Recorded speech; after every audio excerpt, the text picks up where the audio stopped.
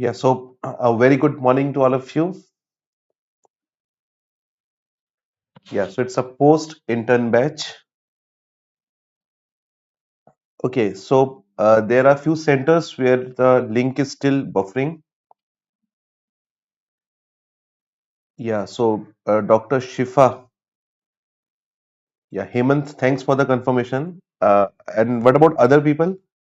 Can you please give me the confirmation about audio and video? Anyone who is able to listen me, anyone who is able to uh, see me, can you please confirm me the quality of audio and video so that we can go ahead? Dr. Hemant Kumar, thanks for the confirmation. Yes, Dr. JK, Dr. Manish, any confirmation from your side? Like you are from which center? Okay, Dr. Gaurav, Dr. Gaurav Kansal, thanks for the confirmation. Dr. Garg, thanks for the confirmation. Malini, Rohit, okay, a very good morning to all of you guys. How's everyone? How's the life going on? So, myself, Dr. Saurabh Bhatia, and I am your pharmacology mentor here at DBMCI. And about my education, I have done my MBBS and both undergraduation, post graduation, MD Pharma from Delhi University. And I have been teaching in this coaching industry since last 14 years. And we will have, I hope we will have a very good sessions of pharmacology in next 6 days. And what about you people? Who are you? Can you please confirm? Can you please tell me about yourself? Yes, Dr. Paul, Dr. Satya, Harishree, Ark, JK, Akshay, Malvika, Ellen.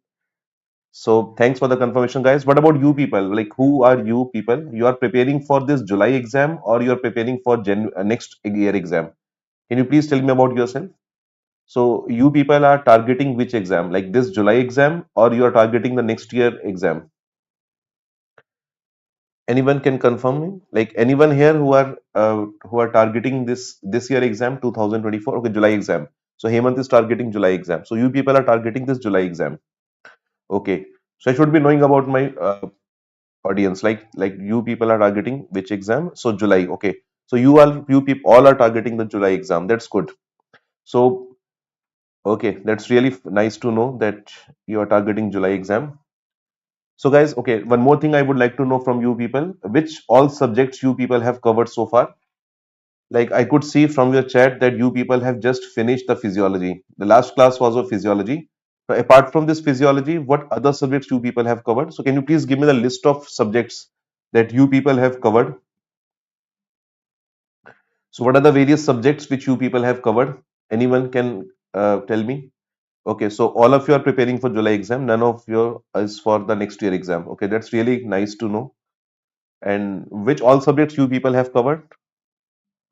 Okay, ENT is covered, forensic, physio, orthopedics. So FM, physio, ENT, and orthopedics. So you people have covered two minor subjects and two medium level subjects. Like so, physio, ENT you have covered, and FM ortho two minor subjects you people have covered. Okay, nice. So we are going to start with the first long subjects that is pharmacology. Okay, so let's start with the easiest topic of pharmacology first that you might have covered in your physiology also. The topic is autonomic nervous system. So we're going to start with the first topic, autonomic nervous system, right? ANS. So I just want to use the knowledge of you people, which you people have gained during the physio class. So if I ask you this question, what is autonomic nervous system? What are autonomic nerves of human body? What would be the answer, guys? So what are the autonomic nerves which are present in human body? Anyone can answer? So what are the autonomic nerves which are present in human body? These nerves are the special nerves of human body which supply which type of structure of human body? Guys, you people have to interact during the class, then the interest in the class will be maintained. I'm talking about my interest. So you people will be there. So I would enjoy like in case you will interact with me. So if I ask you this question, autonomic nerves are the nerves that will supply which type of structures in human body? The two options are voluntary or the involuntary structures. So autonomic nerves are those nerves that will supply voluntary structure or involuntary structure in human body. I think there are some of the people who have also joined us. Okay, so Dr. Smriti, Manish Raj, Dr. Pathak. Okay, you people have joined us on YouTube. Very good, Dr. Manish Raj, Smriti, Mithilesh Mishra, Dr. Pathak, Abdul Mannan. So you people have joined us on YouTube. So you people can also answer on the YouTube chat. Okay, so Santosh also has joined. Dr. Sai Santosh. Very good.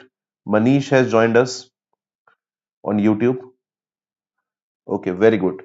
So autonomic nerves are those nerves that will supply involuntary structures in human body, right? So involuntary structures are those structures which are not under our control. So we call them automatic structures, right? So involuntary structures are automatic structures. So the nerves that will supply those automatic structures are known as automatic nerves. So instead of calling them automatic nerves, we call them autonomic nerves, right? So autonomic means automatic, like the nerves that will supply automatic structures in human body. So guys, if we talk about the important motor nerves of human body, I can divide motor nerves of human body into categories. I can say we have two types of motor nerves present in human body. Number one, motor nerves that can supply voluntary muscles of human body or voluntary structures of human body, or the motor nerves that will supply involuntary muscles of human body, or we can say involuntary structures of human body. So guys, grossly we can divide motor nerves into categories. Motor nerves that can supply voluntary structure, motor nerves that can supply involuntary structure. So if I ask you this question, which muscles are voluntary muscles in human body? You would answer, because you have covered the physiology. So you would answer this question like this way. So the skeletal muscles. Skeletal muscles are the voluntary muscles which are under your control and helps in the body movement. But if we talk about your facial muscles, if we talk about your facial muscles are also under your control, right? So facial muscles are also under your control. You can change your facial expression. Your tongue muscle is under your control. You can speak those words which you would like to speak. You can move your eyeball. So eyeball is under your control. Tongue muscle is under your control. Facial muscle is under your control. So these muscles which are present in your facial region, they will not contribute in your body movements, right? So these muscles are not skeletal muscles. We call them somatic muscles. Basically, the histology wise, they are the skeletal one, but they are known as skeletal muscles. So they are derived from the special embryo arches, right? So in anatomy class, you will cover that we have some special embryo arches. So the muscles of facial region are mainly derived from those from those embryo arches. So those muscles are known as somatic muscles. Got it? So we have two types of voluntary muscle. One is known as skeletal muscles, which will help in the body movements, and the second type of muscles are somatic muscles, which are present in our facial region. Now these voluntary muscles are supplied by the nerves. Those nerves are known as somatic nerves. Like we have the autonomic nerves, we have the somatic nerves, and the system is known as somatic nervous system. So this system is known as somatic nervous system. This you must have covered in physio class, right?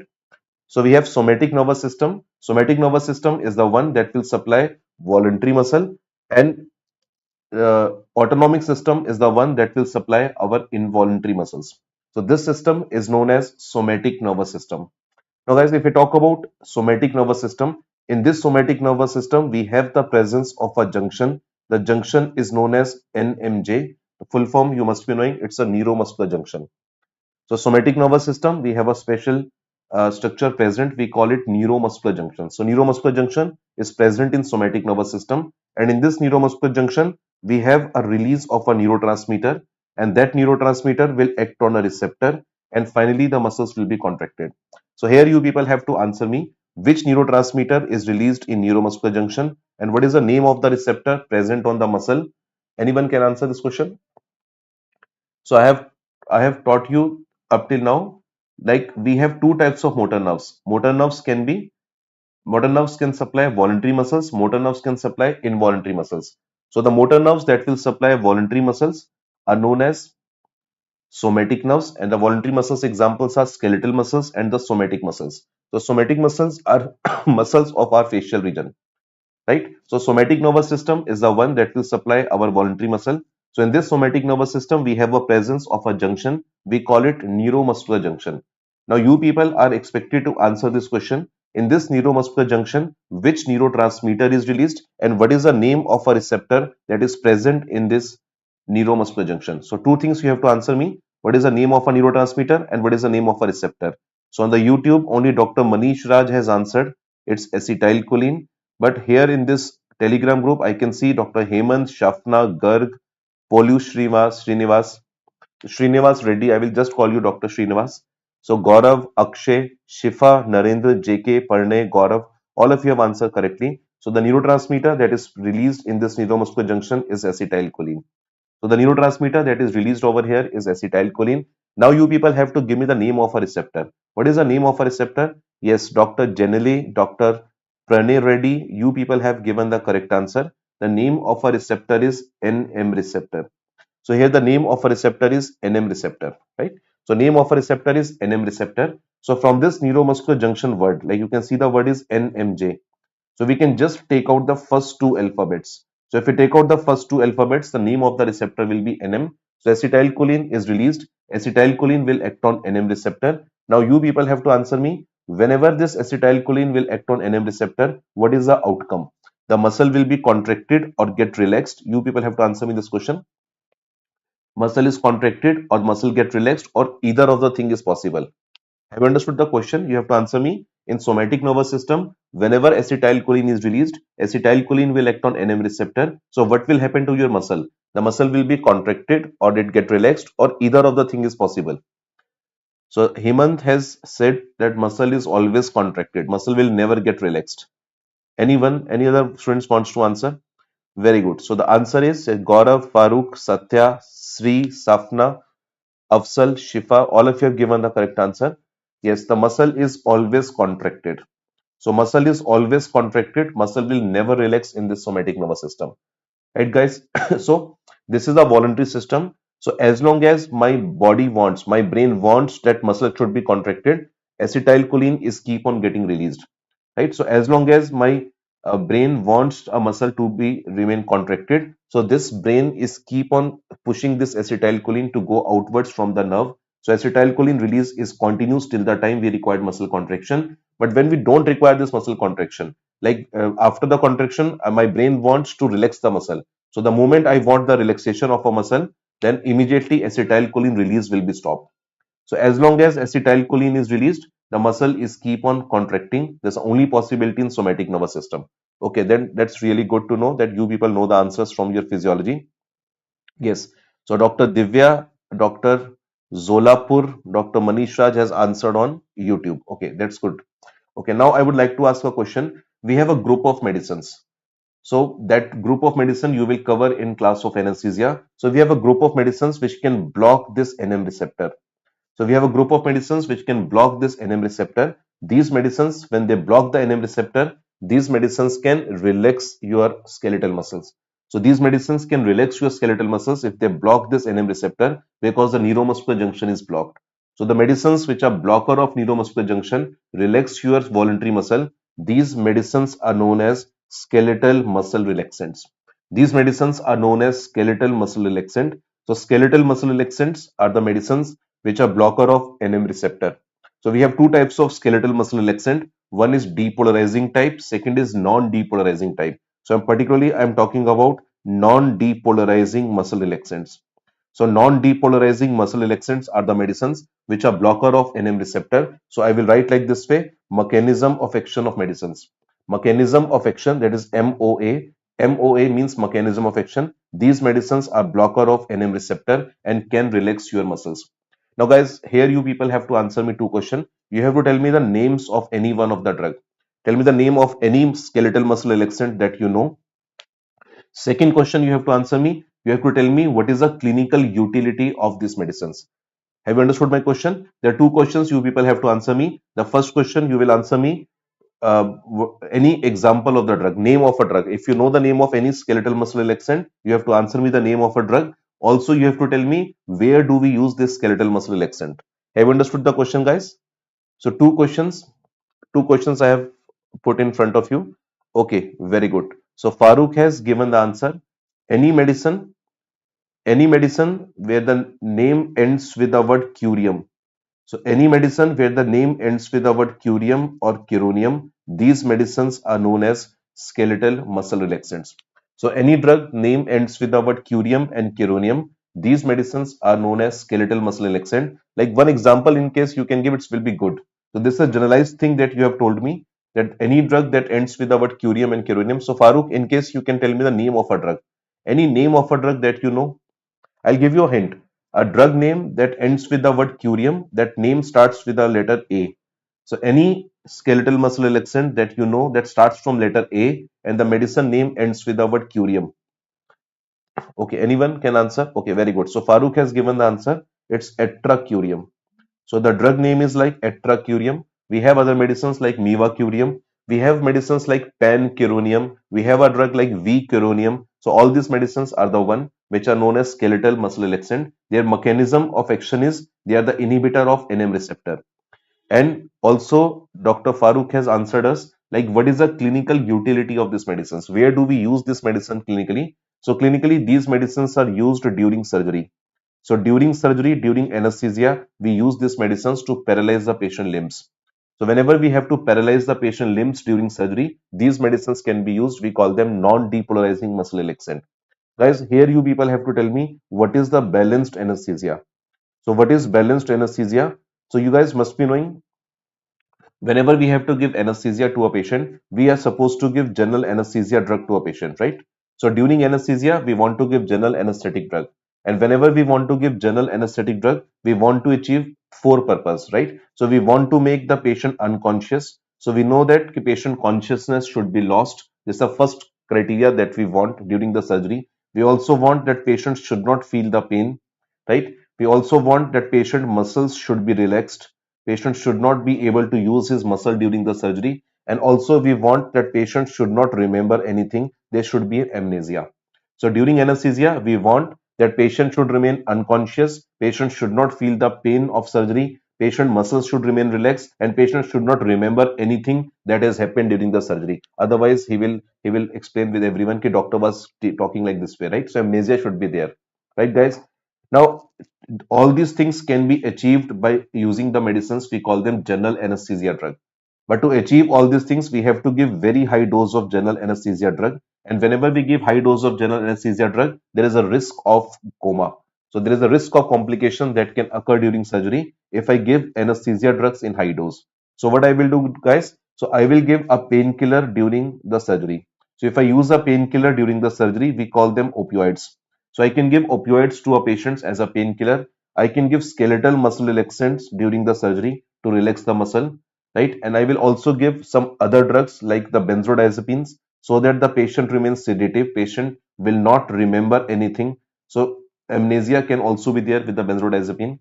So all these medicines can be given. So when I give all these medicines, so what do you think? You would be requiring more dose of GA drugs or less dose of GA drugs? So I have given the other medicines to solve the purpose that I would like to achieve with the general anesthesia drug. So when I have given the other medicines to achieve the same purpose which I would like to achieve with the GA drugs, I would be requiring more dose of GA drugs or the less dose of GA drug. Anyone can answer? So when I give all these medicines associated with GA drugs, answer is I would be requiring the less dose of GA drugs. So GA drugs dose requirement will be less. So the chances of the patient going to the coma or the patient chances of landing in a complication will be reduced.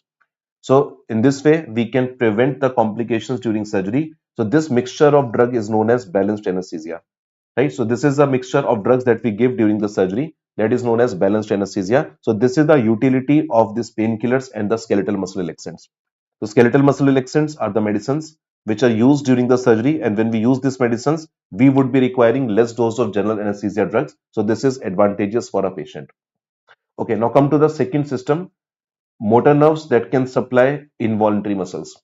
So motor nerves that can supply involuntary muscles. So what are the examples of involuntary muscles, guys? So we have the smooth muscles. We have smooth muscles which are the involuntary muscles, and the the second is cardiac muscles. So we have two types of muscles which are not under our control. So smooth muscles are not under our control. Second is cardiac muscles are not under our control. So guys, you must be knowing that your heart is not under your control. This heart can go to anyone. So smooth muscles and cardiac muscles are not under your control. So the involuntary muscles like smooth muscles, cardiac muscles, they are supplied by a different set of nerves, and those nerves are known as autonomic nerves, and the system is known as autonomic nervous system. So this system is known as autonomic nervous system. Right, guys? Now, in this autonomic nervous system, if you compare with somatic nervous system, like we have covered already, in somatic nervous system, muscles are always contracted, right? In somatic system, muscles are always contracted as long as acetylcholine is released. But guys, please remember, in autonomic nervous system,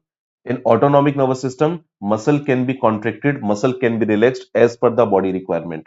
So here both possibilities are there. The muscle can be contracted, muscle can be relaxed. For example, like if we are running, my heart will contract with a fast heartbeat, right? And when we are not running, our heart will contract at a less heartbeat.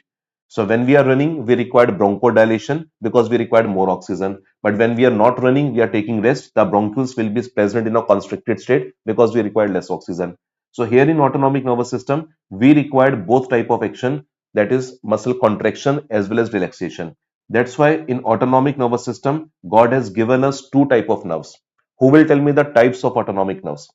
So in autonomic system, God wants that our muscle can contract, muscles can also relax. So God has given us two type of autonomic nerves that you must have covered in your physiology. Who will tell me the types of autonomic nerves? So guys, we have two types of autonomic nerves present in human body. One is required for muscle contraction, other is required for muscle relaxation. So anyone can answer? What are the two types of autonomic nerves present in human body? Yes, that is sympathetic and parasympathetic. Okay, so Dr. Ujan Mahapatra has joined this YouTube. Yes, Dr. Ujan, I recognize you. You were in the second year batch, right? So in second year batch, we used to teach pharma like anything, right? It will go in great depth of pharma. So Dr. Ujan, I saw you there. Even Dr. Sai Santosh, I have recognized you. Manish, I have recognized you. So I remember my students, no problem at all. Yes, so we have two types of autonomic nerves. One is known as parasympathetic nerves. Second is known as sympathetic nerves. So we have two types of autonomic nerves. One is required for contraction, one is required for relaxation. So we call them parasympathetic and sympathetic nerve. Right, guys? Now, guys, God has given us two type of autonomic nerves, parasympathetic and sympathetic. But try to understand, at a given point of time, we required only one, right? So God has given us two types of autonomic nerves. One will cause muscle contraction, one will cause muscle relaxation, right? So when we required muscle contraction, we don't require muscle relaxation. That's quite obvious, right? So when we require contraction of a muscle, we don't require relaxation. So at a given point of time, out of these two systems, only one system will work, right? So when parasympathetic is active, sympathetic will not work. And when sympathetic is active, parasympathetic will not work. So guys, here you people have to answer me in which scenario sympathetic system get activated and which scenario parasympathetic would be activated. So anyone can answer. I will give you two options. I can divide the body experiences. I can divide your life experiences into categories. One is a stressful experience. Second is a non-stressful experience.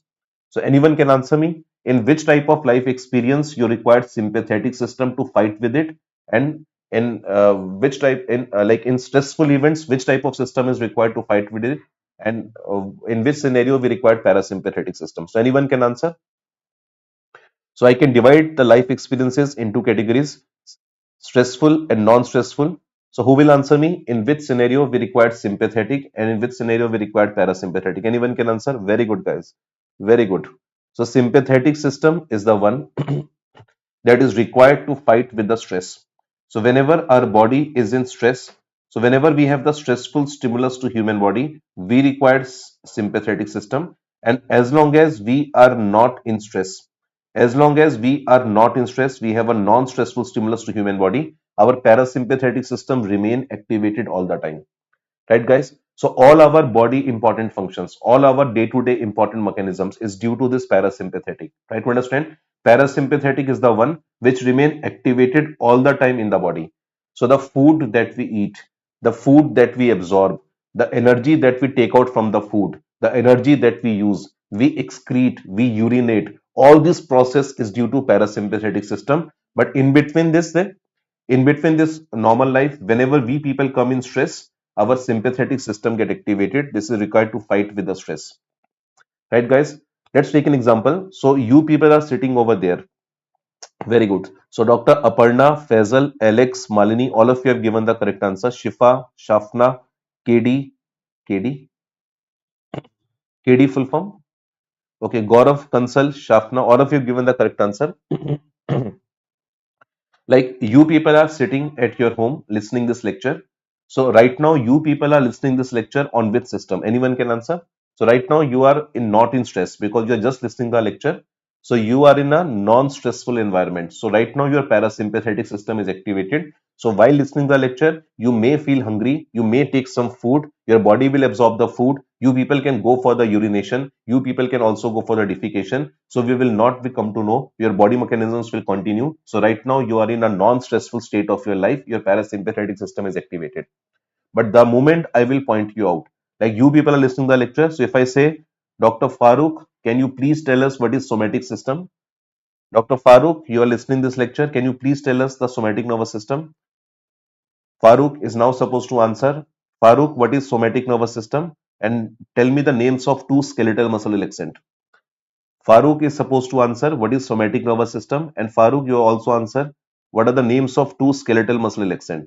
So look at this now. Farooq has got conscious. The moment I pointed him out, his I have spoken his name. Now he has got conscious. Now his which system got activated. So whatever he is doing, that thing is going to be stopped. Like if he's urinating, and now I have spoken his name, now his urination must have stopped, right? If he's defecating, his defecation will be stopped. If his body is absorbing the food, his food absorption will be stopped, right? So now his heartbeat will increase because I have spoken his name. I have just pointed him out in front of everyone. So now his sympathetic system is activated.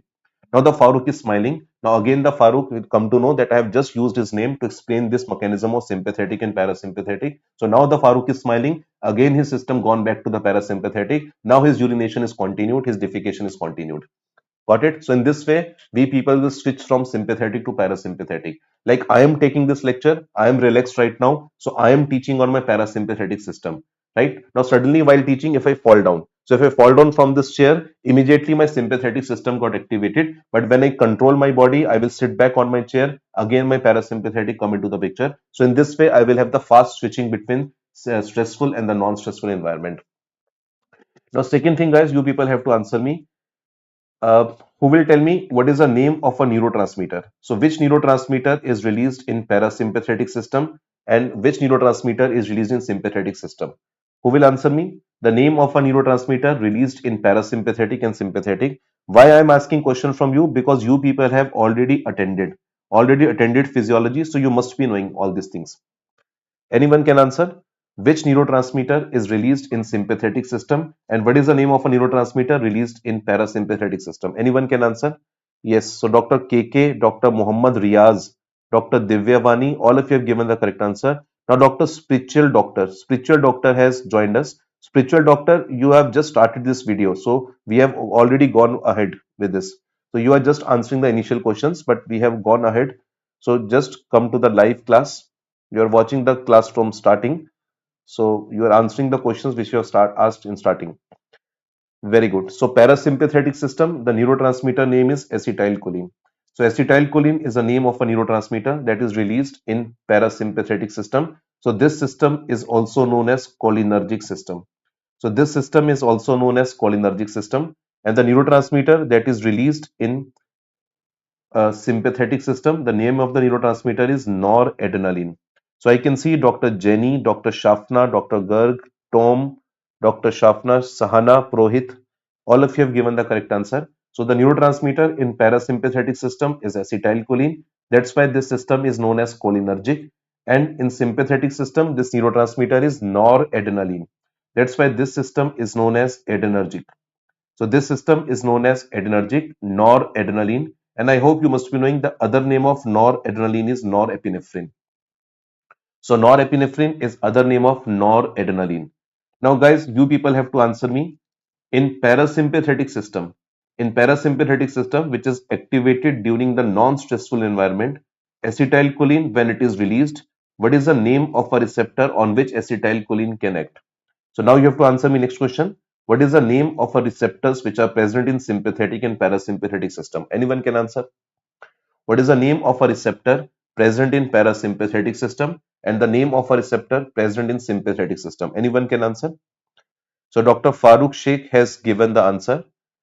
Anyone else would like to answer this question? What is the name of a receptor present in parasympathetic system? Name of a receptor present in sympathetic system. Anyone can answer? So you people have already attended physiology, so you must be knowing from the physiology class the name of a receptor present over here. Anyone? Very good. So I can see on YouTube people are answering better. So on YouTube people are answering good. So they have already answered all questions. Yes. So the name of a receptor. So guys, what happens to the enrolled students? Enrolled students, you people are lagging behind. YouTube students are answering well. They are taking best advantage of this free class, and you people have got this class after your subscription, but you are not answering. Why? I want that my enrolled students will do better. Just a joke. Okay, very good. So in parasympathetic system, the name of a receptor is muscarinic receptor. So the name of a receptor is muscarinic receptor on which acetylcholine can act. So acetylcholine can act on muscarinic receptor, and in sympathetic system, these receptors are alpha beta receptor. So in sympathetic system, these receptors are alpha beta receptor, right? So acetylcholine will act on muscarinic receptor, noradrenaline will act on alpha beta receptor. Now, guys, after that, I would just like to tell you which nerves are parasympathetic nerves and which nerves are sympathetic nerves in human body. So please remember, if I talk to you, if I tell you about this, which nerves are parasympathetic nerves in human body? So we have four cranial nerves. We have some cranial nerves which are known as parasympathetic nerves, and we have some sacral nerves. So we have cranial nerves and sacral nerves which are parasympathetic, and we have some thoracic nerves and the lumbar nerves which are sympathetic, right? So you people have to answer me which cranial nerves are parasympathetic nerves. There are 12 pair of cranial nerves, but all nerves are not parasympathetic. There are only four cranial nerves. There are only four cranial nerves which are known as parasympathetic nerves. Now who will tell me which four cranial nerves are parasympathetic nerve? Anyone can answer? So there are four cranial nerves which are parasympathetic. Anyone can answer this question? Very good. So we have cranial nerves number 3, 7, 9, and 10. So I can see Dr. Farooq, Dr. Pranay, Dr. Satya. You people have given the correct answer. So cranial nerve number 3, 7, 9, and 10. Very good. So I can see on YouTube, spiritual doctor is now come to the level of us. So he now the doctor is answering as per the question we are asking. Previously, that student was listening the lecture from the starting. Okay, yes, I can see Dr. Afzal, Dr. KD, all of you have given the correct answer. So we have four cranial nerves. We have four cranial nerves, 3, 7, 9, and 10. So 3, 7, 9, and 10 are the four cranial nerves which are known as parasympathetic nerves. All cranial nerves are not parasympathetic. So cranial nerve 3, cranial nerve 7, 9, and 10 are the parasympathetic nerve. If we talk about sacral nerves will originate between S2 to S4 vertebra. So sacral nerves will originate between S2 to S4 vertebra, and these nerves are considered as parasympathetic nerve. If I talk about thoracic nerve, guys, you must be knowing we have 12 thoracic vertebra. So any nerve that will originate between T1 to T12 vertebra, any nerve that will originate between T1 to T12 vertebra, and it will supply the involuntary organs in periphery, that is known as the thoracic, that is known as the sympathetic nerve. And if we talk about the lumbar nerves, so lumbar nerves will originate between L1 to L2 vertebra and can be seen up till L3 vertebra. So lumbar nerves will originate from L1 to L2 vertebra and maybe up till L3 vertebra. That totally depends upon the length of the spinal cord. So guys, if I say this is the L1 vertebra, this is the L2 vertebra, this is the L3 vertebra, right? So we have three vertebra. So please remember, if I talk about adult patient, in adult patient, spinal cord will end up between L1 to L2. The spinal cord will end up between L1 to L2. So all number nerves will originate between L1 to L2. So all number nerves will originate between L1 to L2 in adult patient. But guys, in pediatric patient, the spinal cord length is up till L2 and L3 vertebra.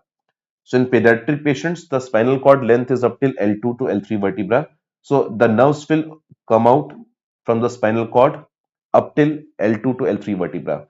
That's why whenever we write the sympathetic nerves, we don't write only L1 and L2. We also write L1 to L2 oblique L3. So here the L3 means we are talking about pediatric patients, right? So in our lumbar nerves, I can say the spinal cord will end up in L2 to L3 vertebra, but in adult patient, it will end between L1 to L2 vertebra. Accordingly, we say that lumbar nerves will originate lumbar nerves will come out of spinal cord between L1, L2 or L2 to L3. That totally depends on the age group.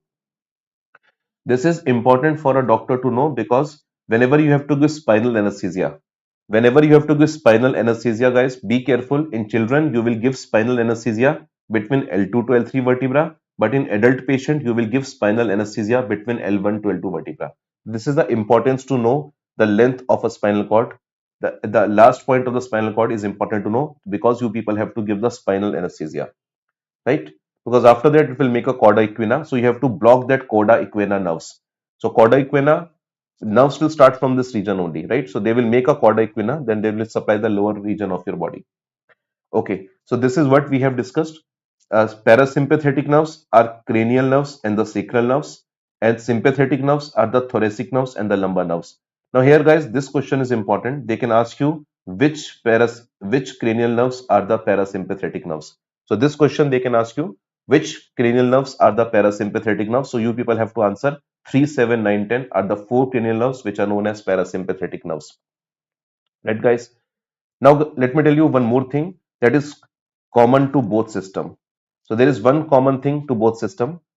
In autonomic nervous system, whenever any nerve will make a junction with other nerve, right? So in autonomic nervous system, whether it is parasympathetic or sympathetic, there is a one common point to both sympathetic and parasympathetic system. In both parasympathetic and sympathetic system, whenever there is a presence of nerve and nerve junction, wherever we have the presence of nerve and nerve junction in autonomic nervous system, like one nerve is making a junction with the second nerve, right? So that structure is known as ganglia. So that structure in autonomic nervous system is known as ganglia. So this ganglia can be seen with sympathetic nerve. This ganglia can be seen with the parasympathetic nerve. So ganglia is a structure where the nerves and nerve are making the junction. They are making the synapse with each other.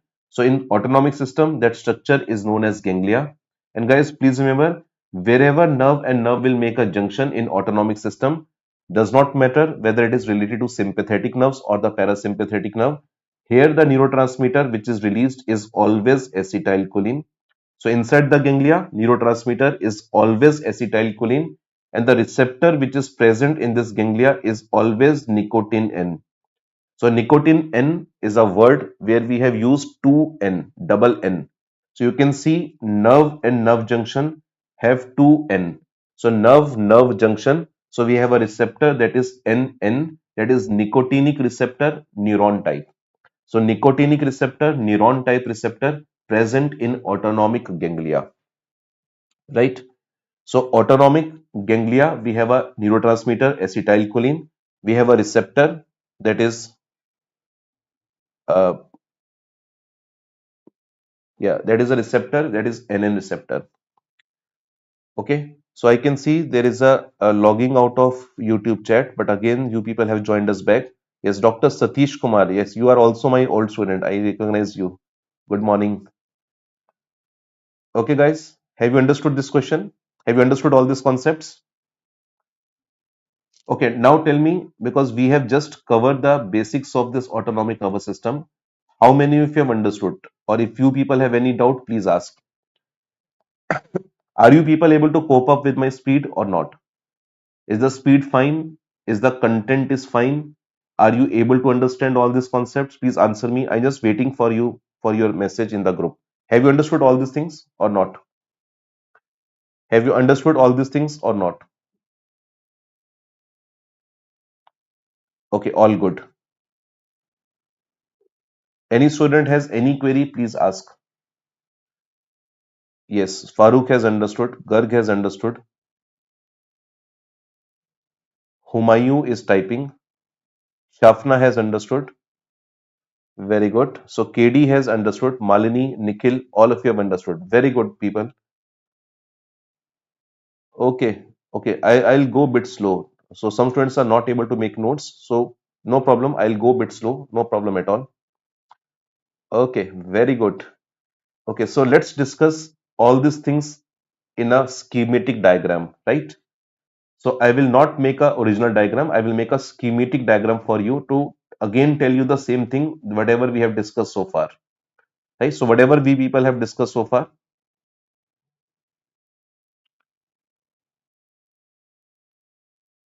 Humayun, like in pediatric patients, you will find that the lumbar nerves are originating up till the level of L3 vertebra, right? But in adult patients, lumbar nerves will be originating up to the level of L2 vertebra. So the clinical importance of this point is like in whenever we have to give spinal anesthesia, we have to paralyze these lumbar nerves. So these are the lumbar nerves which will go down and make a cauda equina. So like Humayun, you must be knowing we have to do a surgery. Like Humayun, you must be knowing there is a surgery LSCS. So in LSCS surgery, we have to paralyze the lower portion of the female body, right? So whenever we have to paralyze the lower portion of the female body, if I ask you this question, where would you give the injection? Where would you give the local anesthetic drug in spinal cord? So answer is Humayun will say, कि, sir, we will give spinal anesthesia drug between L1 to L2 vertebra. Now, if I say a pediatric patient is undergoing surgery, when the pediatric patient is undergoing surgery, where would you inject the medicine? So answer is L2 to L3 vertebra. So in a pediatric patient, I will give medicine in L2 to L3 vertebra. And Humayun, please let me tell you, whenever you give medicine in L2 to L3 vertebra, basically I am mixing the medicine with CSF. I'm mixing the medicine with CSF. So whenever I mix the medicine with CHF, it can go upwards as well as downwards, right? It will go one vertebra up and it can come down two vertebra down. This is a property of a drug. Like if I give the isobaric medicine, it can go upwards as well as downwards. So it will paralyze the whole portion. So in a pediatric patient, my preferable site is L2 to L3, but in adult patient, my preferable site is L1 to L1 to L2. So if I give medicine in these locations, the medicine can move upwards and downwards and can paralyze all the nerve roots that are coming out from that location. Have you understood, Humayun? So it's not necessary that there is a some age cutoff. Age cutoff is not there. So just make a general rule in pediatric patient, better to give medicine in L2 to L3. In adult patient, give it L1 to L2. So even if the nerve is originating below or upward, this can be paralyzed. Okay. Okay. So let's discuss a schematic diagram. So if I say this is the brain, if I draw the structure, this is the brain and this is the spinal cord, right? So this is the cranial part of the body. These are the cranial nerves, cranial part. Then we have the spinal cord. So in spinal cord, we have a thoracic part, right? So cranial nerves, which are autonomic nerves, these are the 3, 7, 9, and 10. So we have four cranial nerves, which are known as parasympathetic nerve, part of our autonomic nervous system. Then we have the thoracic nerve, that is T1 to T12 vertebra. Then we have the lumbar nerves. Lumbar nerves can come between L1 to L2 or L3. That depends on the age group that we have discussed, right? Then we have the sacral vertebra, S2 to S4, S2 to S4, sacral vertebra, right? So these are the four important locations to understand your autonomic nervous system. If you have noticed, I have skipped two portion of spinal cord. I have not made cervical part of spinal cord. I have not made the coccyx part of spinal cord because to explain you the autonomic system, I don't require cervical and the coccyx part, right, guys? So we have the cranial part, we have the thoracic part, lumbar, sacral, cervical, and the coccyx part. I have skipped in between that. Now, these autonomic nerves will start from CNS and all these nerves will go towards periphery. So all these nerves will go towards periphery. They will supply involuntary structures in periphery. That's why these nerves are also known as outflow. We also call them outflow because they are going towards outside. We call them outflow. Now, whenever these nerves will go towards outside, they will end up somewhere in the body. Now, when these nerves will end up from the same location, the second part of the nerve will start. So, one part of the nerve will end, the other part of the nerve will start, and now the second part of the nerve will go and supply the involuntary structure in periphery. So, in periphery, we have the presence of involuntary structure, which can be a smooth muscle, can be a cardiac muscle. So in periphery, we have an involuntary structure that can be a cardiac muscle, can be a smooth muscle, right? So we have these nerves that will start in CNS and these nerves will go towards periphery. Now these nerves will end up at somewhere in the body, it depends on the location. Now from the same location, the second part of the nerve will start and that will take the signal towards the periphery. Now, guys, have you noticed the nerve that will end up at one place and the second nerve will start? They are making a junction. So here the nerves and nerve are making the junction. So these nerves are making the junction at this location and this structure which I have drawn as a round shape structure. where the one nerve is ending, other nerve is starting. Who will tell me what we call this structure? What is the name of a structure where the one nerve is ending, other nerve is starting and taking the signal towards the outer structure, towards the peripheral structure? What is the name of this structure? The round shaped structure which I have drawn, the four circles I have drawn. What is the name of this structure? Anyone can answer? If you have understood the previous concept, you must be knowing. What is the name of this structure? So the name of a structure is, this name of a structure is, anyone can answer in YouTube also. I would love to see the chat in the YouTube. Very good. So Divya Vani, very good. Spiritual doctor is answering like anything. So spiritual doctor has given the correct answer. So his spirituality is helping him out. Very good. Manish, Nikhil, Afzal, Shafna, Malini, Sadiq, Shifa, Jenny, Satya. All of you have given the correct answer. This is known as ganglia. So this structure is known as ganglia. So the structure is known as ganglia where the nerve and nerve are making the junction, and we people have already covered. So who will tell me what is the name of a neurotransmitter released in all this ganglia and what is the name of a receptor? So you people have to answer me two questions now. What is the name of a neurotransmitter that is released by these nerves in this ganglia? And what is the name of a receptor present in this ganglia? Yes, so this structure is known as ganglia. That's fine. But now you have to answer the next question. Very good. So the neurotransmitter that is released in ganglia is always acetylcholine. So it does not matter whether the ganglia is associated with sympathetic nerve or the parasympathetic nerve. The neurotransmitter is always acetylcholine. And who will tell me the name of a receptor? Yes. So all of you have given the correct answer. So I will not speak the names again and again because you are so many in number. I can see around 50, 60 students are interacting together. So the receptor is nicotine N receptor. Right? So in this ganglia, acetylcholine is a neurotransmitter and the receptor is always nicotine N. On the basis of this ganglia, the part of the nerve that is present before the ganglia,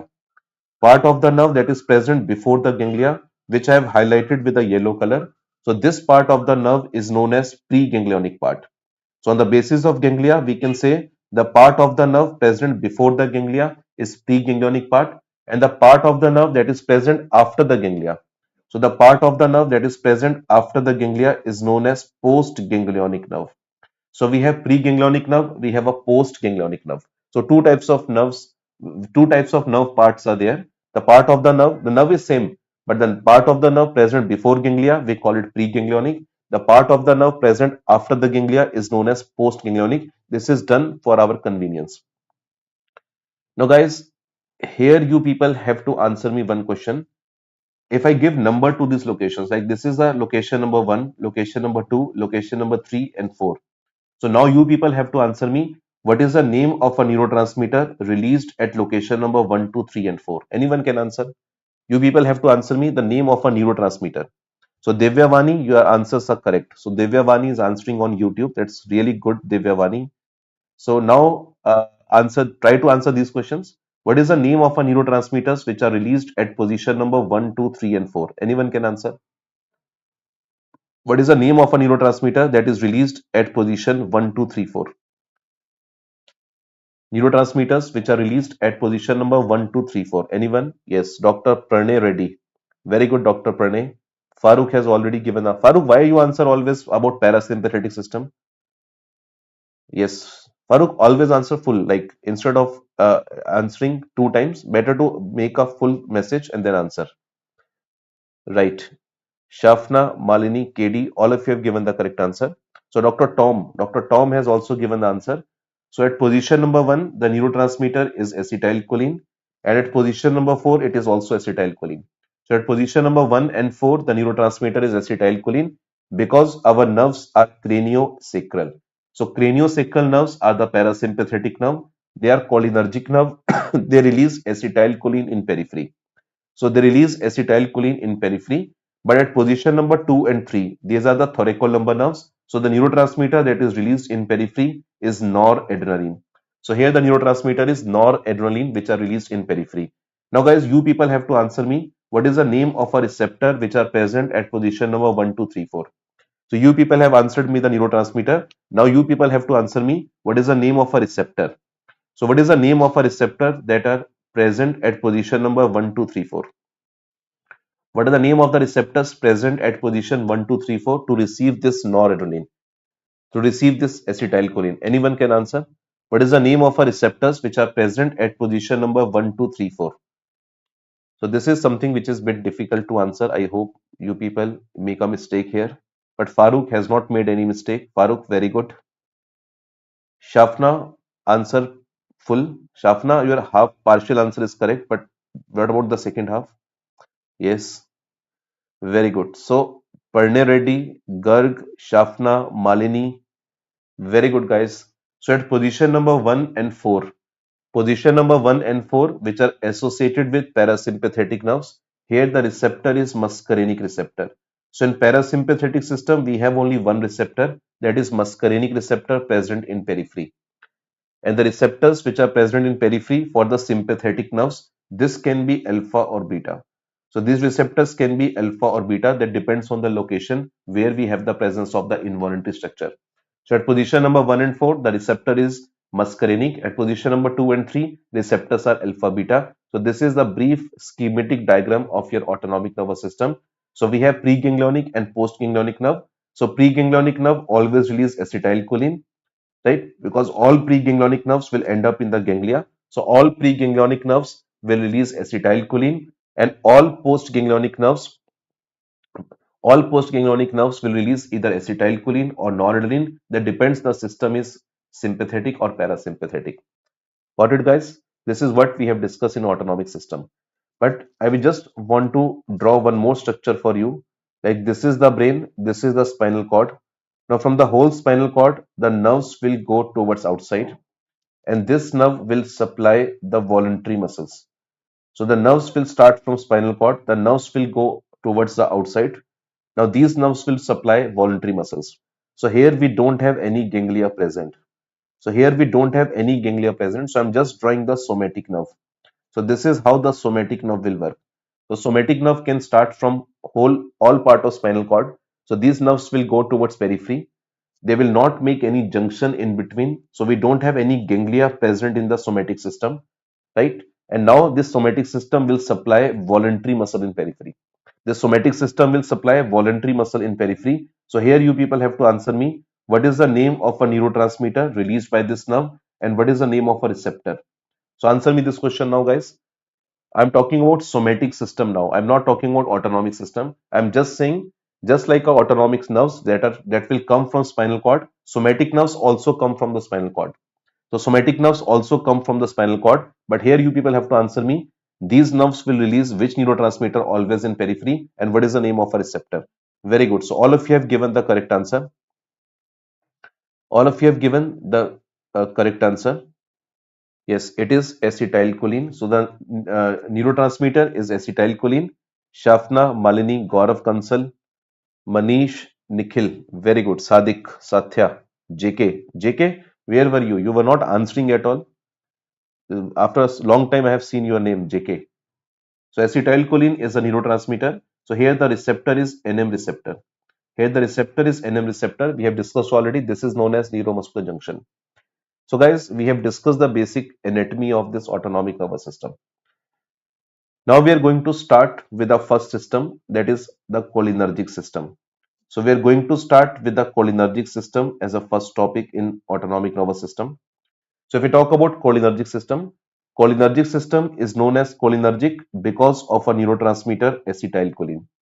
So cholinergic system is known as cholinergic because of the acetylcholine.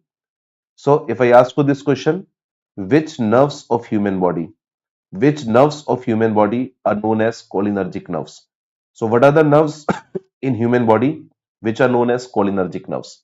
So the answer will be number one, all somatic nerves of the body. All somatic nerves of the body are the cholinergic nerves. They can release acetylcholine as a neurotransmitter. Second point, which other nerves are cholinergic, which can release acetylcholine? Answer is all preganglionic nerves. So all preganglionic part of autonomic nervous system. So all preganglionic nerves of autonomic nervous system, does not matter whether they belong to sympathetic system or they belong to parasympathetic system, does not matter. So all somatic nerves are cholinergic, they release acetylcholine. All preganglionic nerves of autonomic nervous system, they are also cholinergic, they release acetylcholine. This can be sympathetic, can be parasympathetic.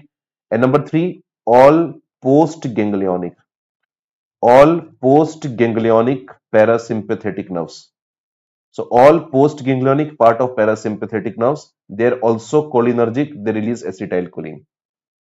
So guys, what I'm saying, if shown you same type of nerves in the diagram that we have discussed above, I'm saying, look at here, all somatic nerves which I have drawn over here, they can release acetylcholine in periphery. So these are the cholinergic nerves.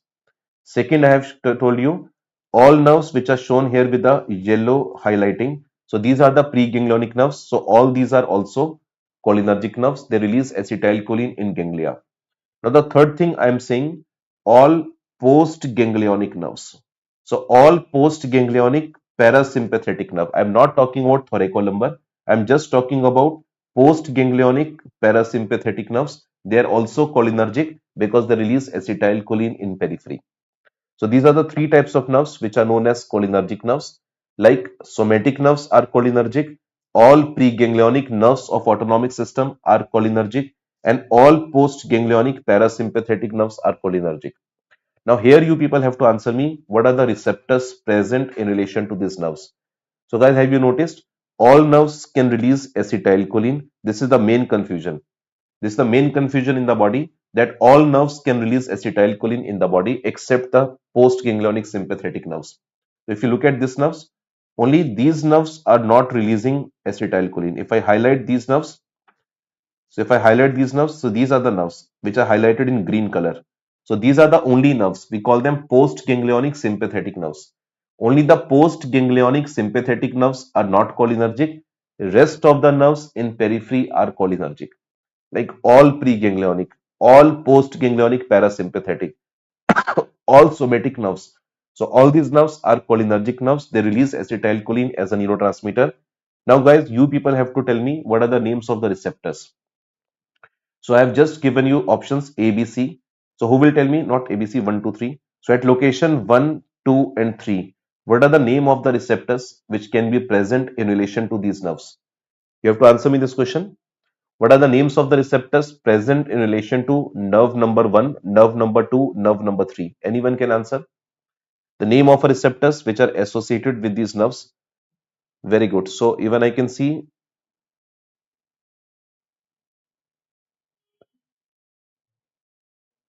no doctor, spiritual doctor, all classes will not be live on YouTube. YouTube pe we don't have this live sessions after this. This is only one session which is live. So I would like to extend this session as much as possible so that students will have maximum benefit out of it. Only one session is free for all, right? So it's telecast. We will telecast this session on YouTube.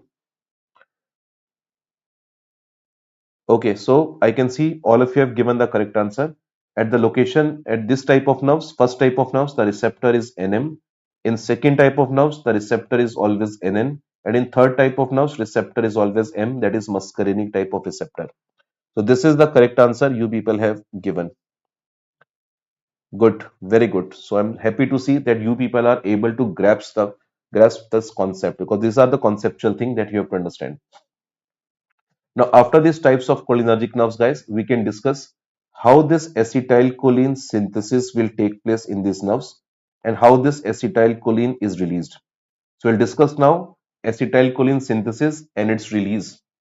So, we can discuss how a acetylcholine synthesis will take place in body and how the acetylcholine is released by the nerve. So, so if I say acetylcholine synthesis, so as the name suggests, acetyl plus choline. So acetylcholine is nothing, just a combination of two chemical compounds. Just a combination of two chemical compounds, acetyl plus choline. So acetylcholine is nothing, just a combination of acetyl plus choline. So acetyl will come from the Krebs cycle in the form of acetyl CoA. So acetyl CoA present in a nerve cell, and it will go and combine with choline. So acetyl CoA combines with choline, and this will form acetylcholine. So with the help of an enzyme, this will form acetylcholine. What is the name of the enzyme? That is not important to know. So for the examination point of view, the name of the enzyme is not important. Just remember, acetyl combines with choline. This will form acetylcholine, and now this acetylcholine will be stored in a vesicle. Acetylcholine will be stored in a vesicle. So if I draw the structure as a nerve, so this structure is a nerve. So I have drawn a structure of a nerve, the peripheral ending of the nerve I have drawn. So in this peripheral end of the nerve, acetyl, in this peripheral part of the nerve, acetyl combines with choline. With the help of an enzyme, this will form acetylcholine. And now this acetylcholine will be stored in a round shaped structure. This is known as vesicle. So I hope you people have heard of this word vesicle. So acetylcholine will be stored in a vesicle. And now whenever the signal will come from above, whenever our body wants acetylcholine release, so signal will come from above. So brain will give the signal. So signal will come from the brain.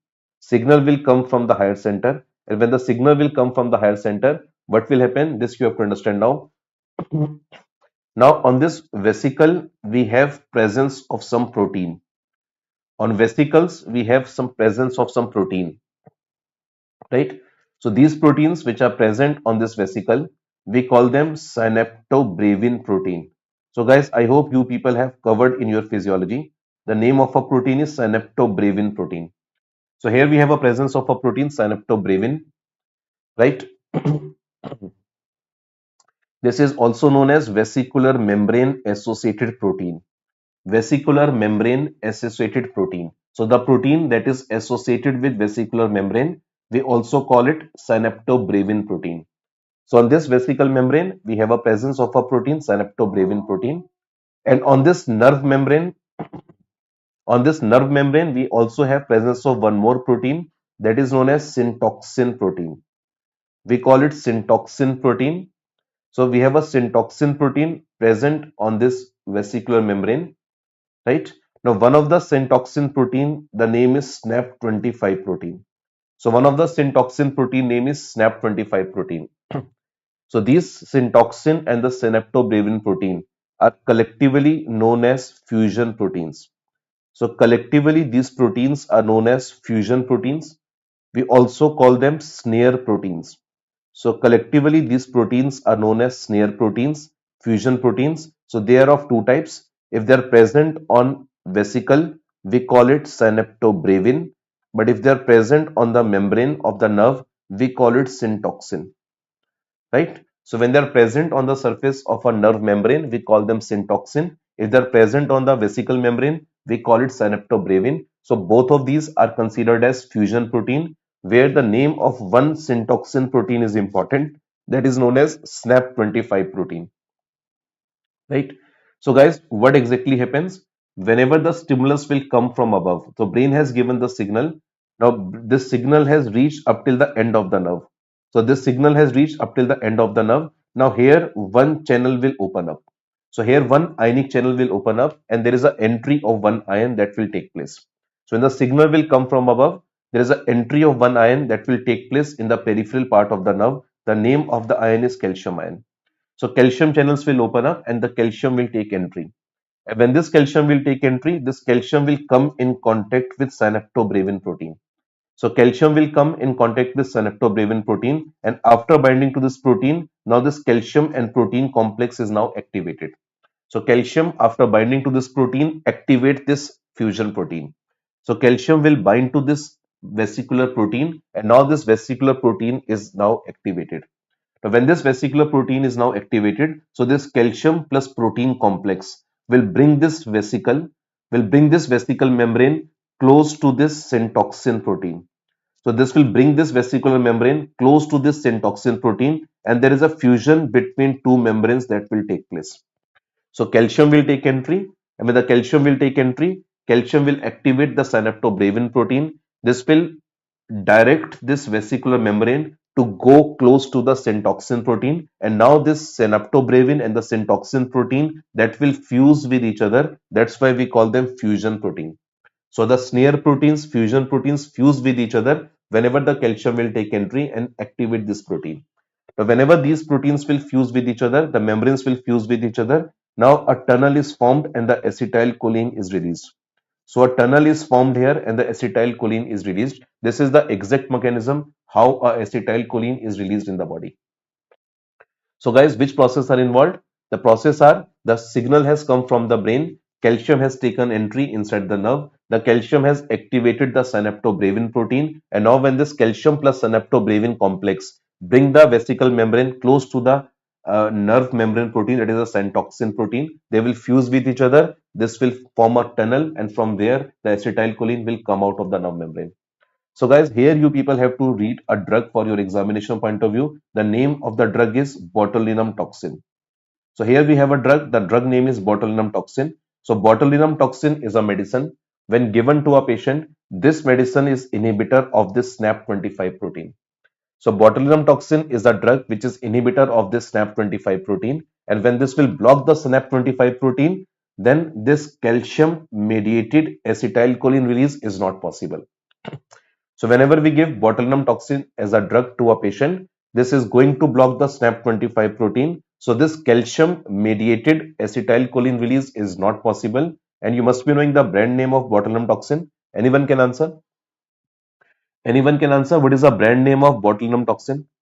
Anyone who has used this medicine or anyone who has seen this medicine to be used in skin clinics? So this is used in cosmetic clinics. Anyone can tell me what is the name of the drug? What is the name of the drug? What is the brand name of the medicine, botulinum toxin? If you have seen the name, yes, very good. So the name of a brand name of this drug is Botox. So Botox is a drug that we use as a brand name. So this medicine is very important for the exam. So this medicine now we will discuss in detail. So botulinum toxin questions can be asked in your exam. So this is the medicine that we will discuss in detail, botulinum toxin. So the brand name of this medicine is Botox. So guys, here you people have to answer me some questions. Number one, the first question, what is the origin of this drug? So this medicine we have obtained from a bacteria. So this medicine we have obtained from a bacteria. You people have to tell me the name of a bacteria. So what is the name of a bacteria from where we have obtained this medicine, that is Botox? Anyone can answer? What is the name of a bacteria from where we have obtained this medicine, Botox or botulinum toxin? What is the name of a bacteria? Anyone can answer? So the name of a bacteria which from where we have obtained this medicine is botulinum, Clostridium. Very good. So the name of a bacteria is Clostridium bacteria. So we have obtained this medicine from a Clostridium bacteria. So origin of this medicine is from Clostridium bacteria. Now this bacteria can produce 7 type of toxin. This bacteria can produce 7 type of toxin, type A to type F. Right? So bacteria can produce 7 type of toxin, type A, type B, C, D, E, F. So 7 type of toxin, 6 or 7 type of toxin this bacteria can produce. Now who will tell me which toxin we can use as a drug? Which toxin we can use as a drug? Like all toxins we don't use as a drug in pharmacology, right? We don't use these medicines in medical science. We only use 1 or 2 toxins. Anyone can answer? What is a type of toxin? What is a type of toxin we can use as a drug? Anyone can answer? We have 7 types of botulinum toxin, type A, type B, C, D, E, F. So who will tell me which toxin we use most commonly clinically? So answer is type A. So type A toxin we use most commonly clinically. Sometimes we also use type B. So type A is the one that is most commonly used, that is practically known as Botox in your clinics, and type B is also sometimes used. Okay, now number 3 point is you people have to answer me what is the mechanism of action? What is the mechanism of action of botulinum toxin? So if I tell you the mechanism of action of botulinum toxin, so if I talk about the type A toxin, so type A botulinum toxin, whenever this is given to a patient, this medicine is inhibitor of SNAP25 protein. So this medicine is inhibitor of SNAP25 protein, right? And this drug is type of irreversible inhibitor.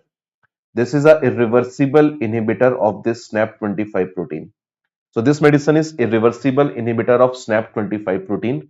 And when this medicine block this protein irreversibly, then we know that what is not going to happen? Then the calcium mediated acetylcholine release that was supposed to happen, that is not going to happen. So calcium mediated acetylcholine release is not possible. And when this calcium mediated release is not possible, the muscle which is supplied by this nerve, the muscle which is supplied by this nerve, the muscle where the acetylcholine is getting released, now that is not released. So that muscle will be relaxed. So that muscle will be relaxed. So wherever you will inject the medicine, that particular muscle will be relaxed. So this medicine has a role in relaxation of the muscle by inhibiting the calcium mediated acetylcholine release by blocking a protein that is known as SNAP25 protein. Now next question is, if I ask you this question, the drug is an irreversible inhibitor. So if a drug is an irreversible inhibitor, if a drug is an irreversible inhibitor, who will tell me what is the duration of action of this medicine?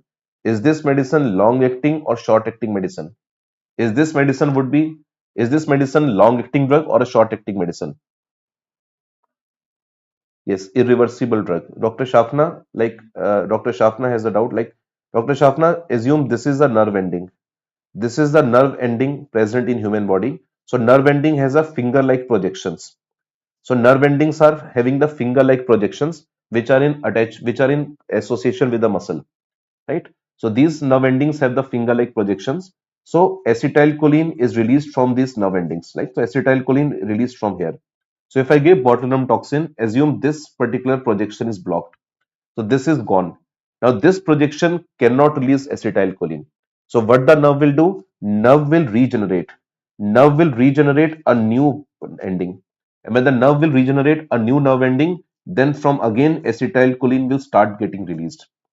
Like your question is, if it is a irreversible, then why the action lasts for few months? This is the reason, because nerve is a slowly regenerating tissue.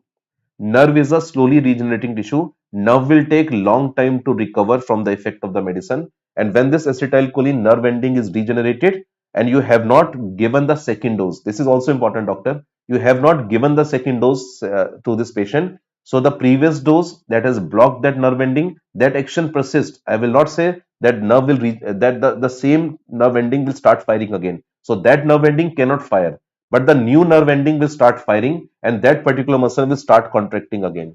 So medicine duration of action lasts for long time. So this medicine duration of action can last for 3 to 4 months.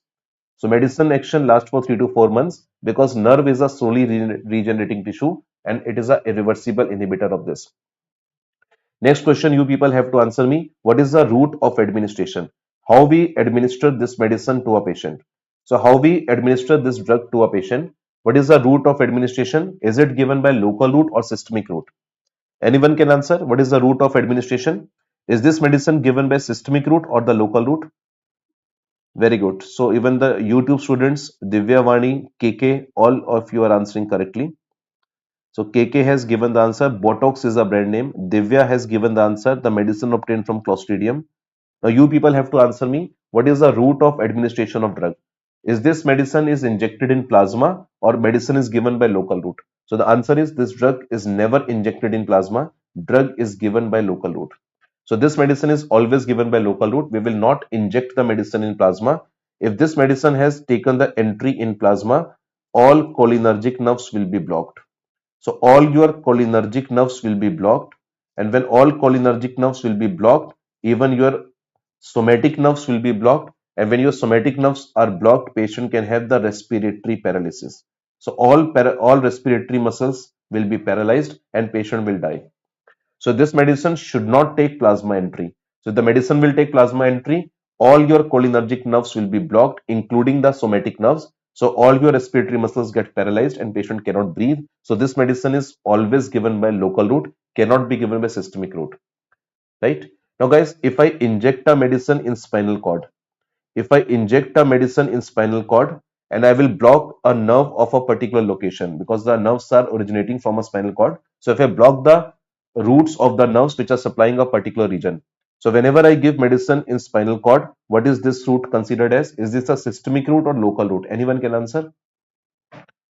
Right? Anyone can answer this question? If I give medicine by spinal route to relax muscles of a particular region, this route is considered as local or systemic. Anyone can answer? So whenever the drug is given by spinal route, this route is local or systemic route. So no one is able to answer this question. Okay, I will tell you, this is again considered as local route. So whenever you give medicine in spinal cord, like in patients of cerebral spasticity, in patients of cerebral spasticity, so guys, what is cerebral spasticity? That the baby is born with a defective brain. So one part of the brain is defective. And when the one part of the brain of a baby is defective, baby is born with upper motor neuron lesion. So baby has born with upper motor neuron lesion. So patient body is in spasm. So the part of the brain which is not developed in the patient body, so that particular part will be in spasm. Particular part of the brain that is not developed. So the part that is supplied by that portion of the brain will go in spasm. So this is known as upper motor neuron lesions symptoms, or we also call it spastic paralysis. So the baby is spastic child. Spastic child is born. The baby will have the spasm in one part of the body because of the brain part that is not developed. So you have to relax that part of the patient body to give him the symptomatic relief so that his quality of life is better. So this medicine can be given for the treatment of cerebral spasticity, and this is given by the spinal root. And when we give this medicine by the spinal root, this is known as local route. Spinal root is not a systemic route, it is a local route of giving the medicine. So that we can treat cerebral spasticity by this medicine by when you give this medicine by the local route. Right. Now, guys, can you please tell me one more indication? So, one indication I have told you that medicine is given for cerebral spasticity. Can you tell me one more indication that we for which we use this medicine in cosmetic clinic? So, in cosmetic clinic, what is the role of this medicine? So, in cosmetic clinic, this medicine is given for the treatment of wrinkles. So, in cosmetic clinic, this medicine is given for the treatment of wrinkles. So treatment of wrinkles, I can use this medicine in cosmetic clinic. By this spinal route, I can give this medicine for cerebral spasticity. And I can also give this medicine directly in the eyelid muscle. So when I inject the medicine directly in eyelid muscle, I will use this medicine for the treatment of a condition that is known as blepharospasm. So blepharospasm is a condition where the patient eyelid muscle will be in spasm. And when the patient eyelid muscle will be in spasm, we can inject the medicine to relax that eyelid muscle. Right? So we can relax this eyelid muscle when the eyelid muscle is in spasm. So you can see in this diagram, in this photograph, you can see easily. You can see this eye. So here you can see this eye is in spasm. So here the eyelid muscle is in spasm. So this is the blepharospasm. So this is the blepharospasm when the eyelid muscle is in spasm. So we have given Botox injection over here. So we have given the injection Botox over here. So when we give Botox injection over here, you can see the results. Now the patient is able to close his eye. So patient is able to close his eye. So we can use this medicine to give relief to the eyelid muscle spasm. So I can use this medicine to for the treatment of blepharospasm. Right. So these are the three important indications that we have covered. Apart from that, medicine has many indications these days. So, I mean, nobody can remember all the indications. So, guys, don't waste time on indications. Other MCQs are more important. You can see all these are MCQs which they have already asked in your exam. Like they have already asked you the origin of the drug. They have not asked this question which type of toxin we use, but this can be asked like which toxin is used clinically. Mechanism of action they have asked around 10 times. 10 times they have asked this mechanism of action, right? Duration of action is also important. Route of administration you should be knowing clinically. And the indications are 30, 40. Nobody can remember. Just remember two or three, right? So questions will not be asked on indication. The last point is the dose of the medicine. So if I talk about the dose of a drug, please remember the dose of a drug is calculated. Dose of a drug is calculated in units. So the dose of a medicine is calculated in units, right? So dose of a drug is calculated in units. Like this is not calculated in milligram, milliliter. The dose is calculated always in units, right? So these are the MCQs which can be asked on botulinum toxin. So guys, what we are discussing? We are discussing acetylcholine synthesis and its release, and we have discussed the clinically important drug that can be asked in your exam. Now, after this acetylcholine synthesis and its release, we can discuss about acetylcholine metabolism. So if I talk about acetylcholine metabolism, guys, so the enzyme that is involved in its metabolism is known as acetylcholine esterase enzyme. So acetylcholine metabolism is possible in human body with the help of an enzyme known as acetylcholine esterase enzyme. So it is metabolized by acetylcholine esterase enzyme in human body. So if I draw the structure of acetylcholine esterase enzyme, so I will draw the structure of this enzyme like this way. So please remember the most important point which you people have to understand here is acetylcholine esterase enzyme contains two active sites. So in the structure of this enzyme, we have the presence of two active sites. This is the most important point that you have to remember here. So acetylcholine esterase enzyme is having the two active site in its structure. It means both sites are important for acetylcholine metabolism. So what are the names of these sites? The first site is having the negative charge. The first site of this enzyme having the negative charge. So this site is known as the anionic site. So this is known as the anionic site having the negative charge. Now the second site is known as the esteric site.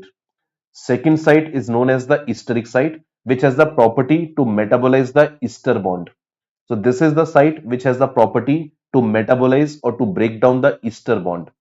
Now here in this esteric site, there is a presence of an amino acid. We call it serine.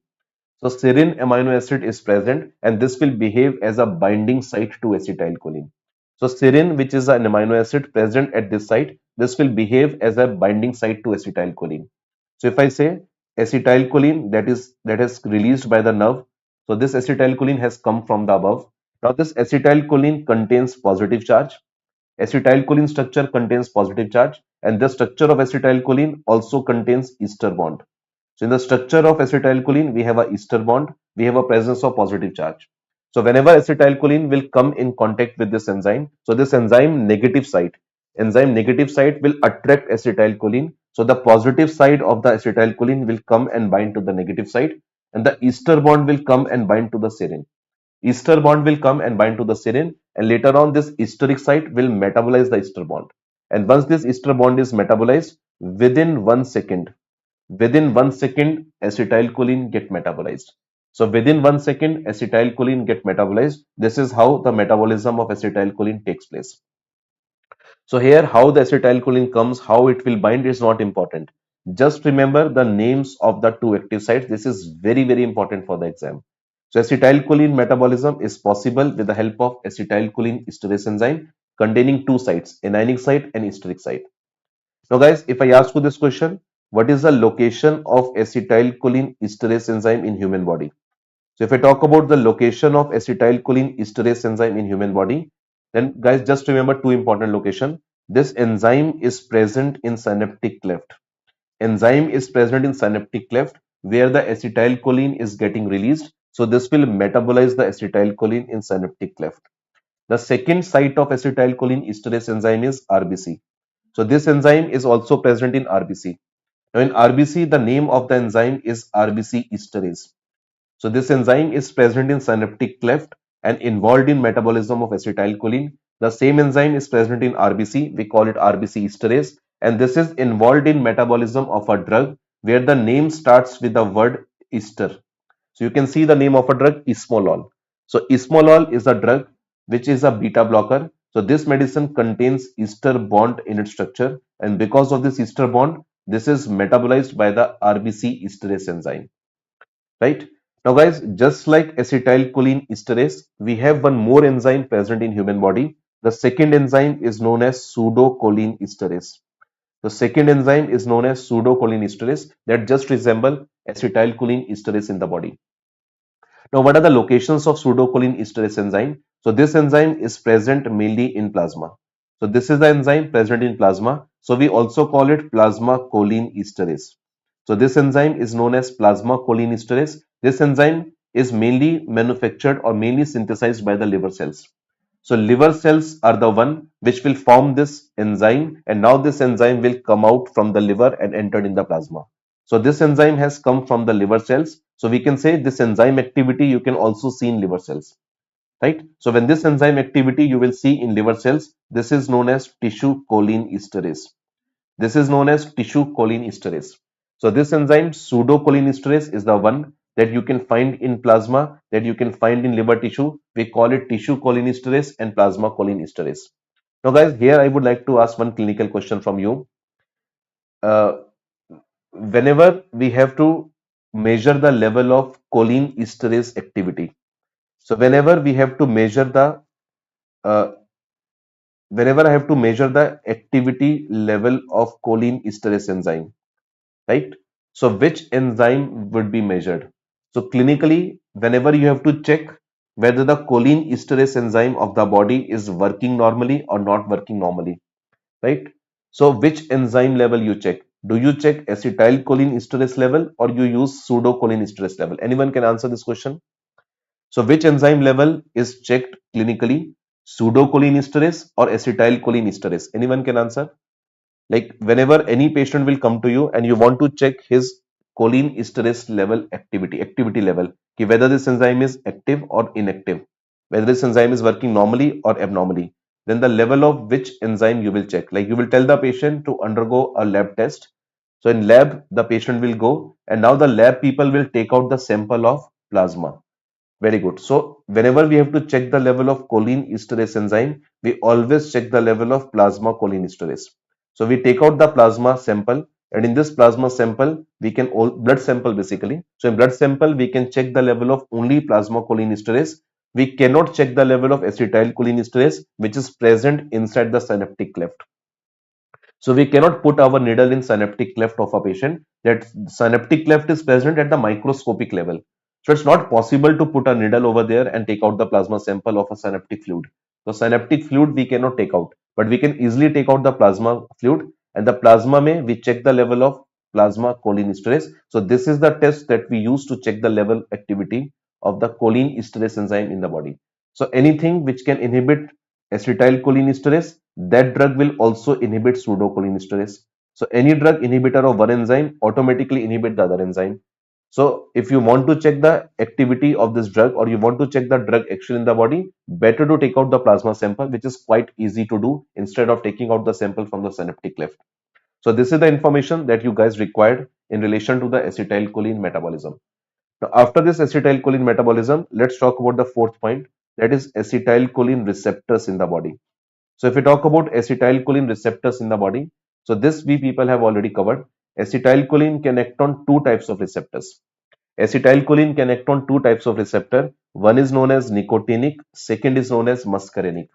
So acetylcholine has two type of receptors, nicotinic and muscarinic receptors. Now nicotinic receptor further of two types. If this receptor is present over nerve, we call it NN. If the receptor is present over nerve, we call it NN. And if the receptor is present over muscle, we call it NM. So nicotinic receptor present over muscle, we call it NM. If it is present over nerve, we call it NN. Now, muscarinic receptor is of five types. Muscarinic receptor is of five types, M1 to M5. So guys, total we have seven receptors. Total we have seven receptors, and please remember, all these receptors, all these receptors are stimulatory in nature. So all these receptors are stimulatory in nature. So I'm just showing with the symbol up. So all these receptors will excite the cell. All these receptors will stimulate a particular pathway in the body, except two receptors which are inhibitor, M2 and M4. So M2 and M4, that is muscarinic 2 and muscarinic 4 receptors, are inhibitory receptor. Rest of the receptors here are stimulatory. So acetylcholine can act on two nicotinic receptor and five muscarinic receptor. Total receptors are seven. Out of these seven receptors, all are stimulatory except muscarinic 2 and muscarinic 4, which are inhibitory receptors. So these are the inhibitory receptors. Now, if you talk about the further details of this receptor, guys, please remember this nicotine receptor is an ion gated channel. So this is an ion gated receptor. So this is an ion gated receptor. But if we talk about muscarinic receptor is associated with G protein activity. We call it G protein coupled receptor. So what is G protein activity, guys? This you must have covered in physiology. So muscarinic receptor is a G protein coupled receptor. We call it GPCR, right? So muscarinic receptor is a G protein coupled receptor, and nicotinic receptor is an ion gated channel. It's an ion gated channel, right? Now, if we talk about the locations of nicotine receptor first. So what are the locations of nicotine receptor first? So this you people will answer me. So who will tell me where do we have the presence of nicotine M receptor in human body? Are you people there? So I'm teaching since long time. I forgot to ask any question from you. So are you people there? Are you people able to understand whatever we are teaching? Hello, anyone there? Knock knock. Gone? Everyone is gone? Farooq, आपकी यादें हमारे साथ हैं. Pranay, Pranay is there. Alex, Alex, Doctor name is Alex. We have a cough syrup, Alex. Very famous cough syrup. Alex cough syrup. Okay. So Pranay, Suraj. Now the Suraj has come. Now the Suraj has come. Suraj की किरण आई है.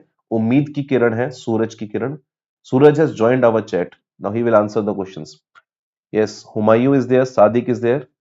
So answer, guys. Instead of saying yes, answer this question. Where do we have the NM receptor present in the body?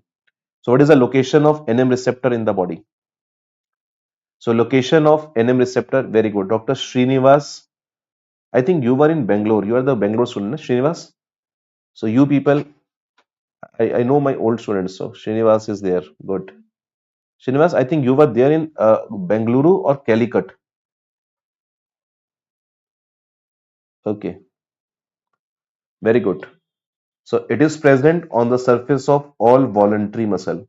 So this receptor is present on the surface of all voluntary muscle, and we have discussed that that system is known as somatic system. So that system is known as somatic system, where we have the presence of this receptor, that is NM receptor. Now guys, let's go in bit detail. So I will say the structure of this receptor is pentameric. So this receptor is pentameric. This receptor is pentameric in structure. Pentameric means this receptor has 5 subunits. So this receptor contains 5 subunits. So if I draw the 5 subunits of this NM receptor, then I will draw the 5 units like this way. So 5 units of the receptors are present adjacent to each other, and when they will present adjacent to each other, they will make a central pore. So central pore is there. So whenever this receptor will open, I have taken the horizontal section. So in horizontal section, when I'm seeing from above, I can see the horizontal section of all 5 subunits. So they are making a central pore, and through this central pore, sodium ion will go inside. So this is an ion gated channel. So sodium can go inside through the channel. This is an ion gated channel. Like if I draw the vertical structure, I can see the receptor from front. So if I see the receptor from front, so I can see only 2 subunits. So when I see the receptor from front, I can see only 2 subunits. 3 subunits are behind it. So I can just see 2 subunits, and in between these subunits, this is a central pore through which the sodium will go inside. So sodium can go inside. I have shown you both vertical and the horizontal section. So in the horizontal section, we can see all 5 subunits. So there are some names given to these subunits. Like there is the name alpha 1. So first subunit is known as alpha 1. Second subunit is known as beta. Third unit is known as alpha 1 again. The fourth is known as delta, and the fifth is known as gamma. So we have total 5 subunits. The names given as alpha 1 beta, then we have alpha 1 delta, then we have the gamma. So alpha 1 beta, alpha 1 delta, then we have the gamma. Now, acetylcholine will act on this NM receptor and can result in sodium entry, and the muscle is contracted. This is a property of somatic system. So they can ask you the binding unit, binding site of acetylcholine. Like acetylcholine will bind to this receptor at what subunit? So what is the binding site of acetylcholine on these subunits? So guys, please remember the binding site is alpha 1 beta interface and alpha 1 delta interface. So acetylcholine binding site is alpha 1 beta interface and alpha 1 delta interface. So this is the binding site of acetylcholine, and same are the binding site of skeletal muscle relaxants. So skeletal muscle relaxants are the medicines which are the blocker of NM receptor. So skeletal muscle relaxants like atracurium, vicuronium, these medicines will also come and the bind at the same site. So they are the competitive blocker of this receptor. So skeletal muscle relaxants, acetylcholine, binding sites are interface of alpha 1 beta and alpha 1 delta. So students, make the mnemonic like this way: after breakfast, after dinner. So after breakfast, after dinner, two binding site of acetylcholine. You can make a mnemonic ABAD. So after breakfast, after dinner, because in exam you will get confused with gamma. So it's not gamma, it's alpha 1 beta, alpha 1 delta interface, which is the binding site of acetylcholine. Right? Now let's talk about nicotine N receptor. So please answer me where we have the nicotine N receptor present in body. So nicotine N receptor is present wherever we have the presence of nerve and nerve junction. So wherever we have the presence of nerve and nerve junctions, there we have the presence of nicotine N receptor. So we people have already covered this nerve and nerve junctions present in autonomic system. The structure is known as ganglia. The structure is known as ganglia in autonomic system, where we have the presence of NN receptors, where we have the presence of nerve and nerve junction, right? So autonomic nervous system, the structure is known as ganglia. But guys, let me tell you, for your competitive examination point of view, this structure or this particular location is not important. So I have not seen any question based on ganglia in last 10 years. So just remember, ganglia is one of the location where we have the nicotine N receptor, but we have nerve and nerve junctions present more commonly in CNS. So we have lot of nerve and nerve junctions present in central nervous system. And when these nerve and nerve junctions present in central nervous system, we call it nucleus. So in central nervous system, we call it nucleus. In autonomic system, the same nerve and nerve junction is known as ganglia. So in autonomic system, the structure is ganglia. In central nervous system, the structure is nucleus, right? Now, if I talk about this nucleus, central nervous system, which is nucleus, so we have so many nucleus present in the central nervous system. So as a doctor, to crack your entrance exam, you have to just remember the name of a one nucleus. You just remember the details of one nucleus. The nucleus or the center of the brain or the nucleus of the brain that is involved in nicotine addiction. So we people consume nicotine in the form of cigarettes, in the form of tobacco. So we people consume nicotine in the form of cigarettes and tobacco, and we people become addicted to this nicotine. So guys, any idea what is the name of a receptor which is present at the center, which is involved in nicotine addiction? So the answer is the nicotine N receptor, which is present over here, involved in nicotine addiction. The configuration of that receptor is known as alpha 4 beta 2 type. So the nicotine N receptor, which is present in brain, involved in nicotine addiction, that is tobacco and the smoking. The smoking and the tobacco addiction is due to nicotine, and the receptor that is stimulated in the brain that is involved in nicotine addiction is alpha 4 beta 2 subtype. So any medicine that we use for nicotine de-addiction, any drug that we use for nicotine de-addiction, we always exploit this alpha 4 beta 2 receptor. So this is the receptor that we exploit whenever we have to make the patient de-addicted of the nicotine. So that part we will cover in psychiatry. So when I'll teach you psychiatry drugs, then we'll come to know about this process of drug de-addiction. So drug de-addiction, I will teach you in psychiatry. Okay. So ANS, psychiatry drugs, I will teach you, right? So ANS, ganglia, and CNS, we call it nucleus. These are the locations of the receptor. Now, guys, let's talk about the locations of muscarinic receptor. So please remember, total we have 5 muscarinic receptor in human body. So total we have 5 muscarinic receptor in human body, but out of these 5, only 3 receptors are important. Only 3 receptors are important for your exam. That is M1, M2, M3, because here we have the drugs. On these receptors, we have the medicines that can act.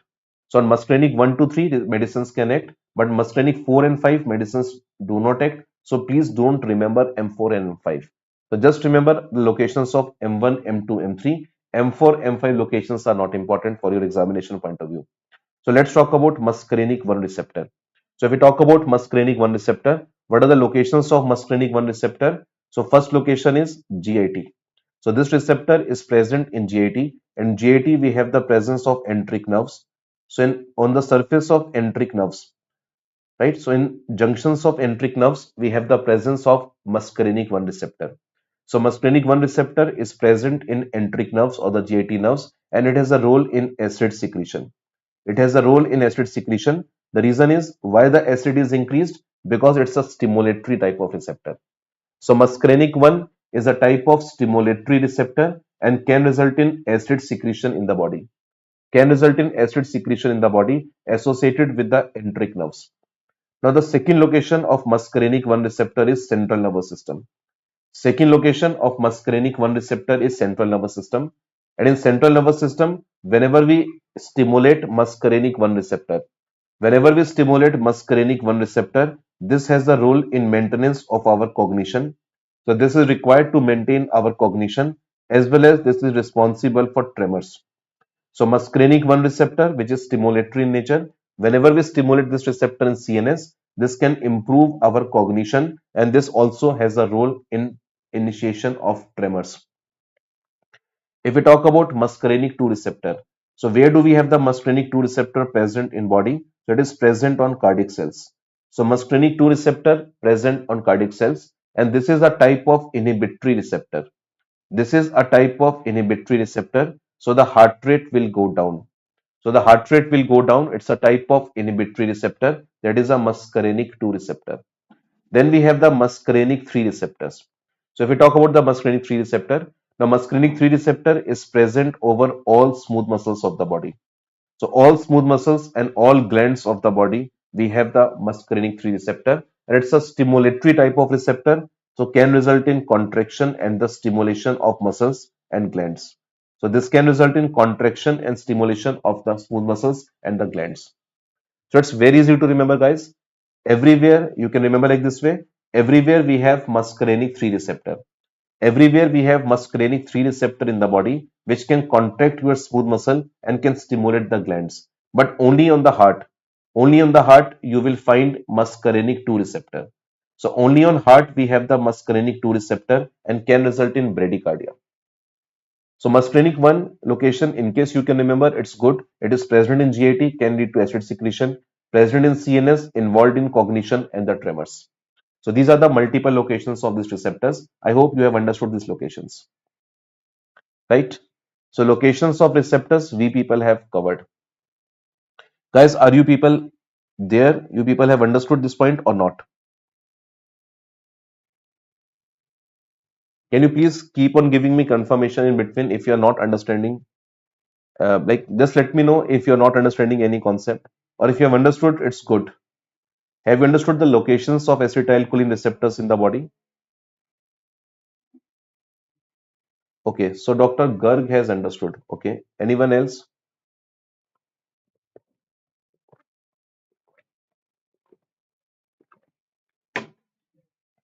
Okay, Shafna has understood. Dr. KD, Gaurav Kansal, Dr. DR, Paul, Malini, very good. Any student wants to ask any question, any query? Any student has any query, anything you want to ask? Do you have any doubt? Any student has any doubt? No doubt. Okay, so we can move ahead. We can discuss actions of acetylcholine in the body. So what are the actions of acetylcholine that will take place in the body? So if we talk about actions of acetylcholine that will take place in human body, so acetylcholine can act on three types of receptor: muscarinic receptor, nicotine N receptor, and it will also act on nicotine M receptor, right? So if I say acetylcholine can act on nicotine M receptor, this is a part of somatic system, and we people have already covered that whenever acetylcholine will act on NM receptor, what will happen to muscle? Answer is muscle is always contracted. So muscle is always contracted. This is what we have discussed already. Acetylcholine will act on NM receptor. It is a part of somatic system. So muscles are always contracted. But guys, here you people have to understand one thing. Whenever there is overstimulation of receptor, whenever we overstimulate this receptor, so if there is overstimulation of this receptor, so if this receptor get overstimulated in human body, the body will activate a compensatory mechanism by which body will stop making new NM receptor. So if this NM receptor will get stimulated excessively, body will stop making new NM receptor and the old NM receptors get metabolized. So we will call this process as down regulation of receptor. So whenever we have the acetylcholine signal present for a long time in our body will start down regulating this receptor. So body will stop making new receptor and the old receptors get metabolized with time. So there is a down regulation of receptor. So the muscle get relaxed. So the muscle get relaxed instead of keep on getting contracting unlimited way. So your muscles will never contract in an unlimited fashion.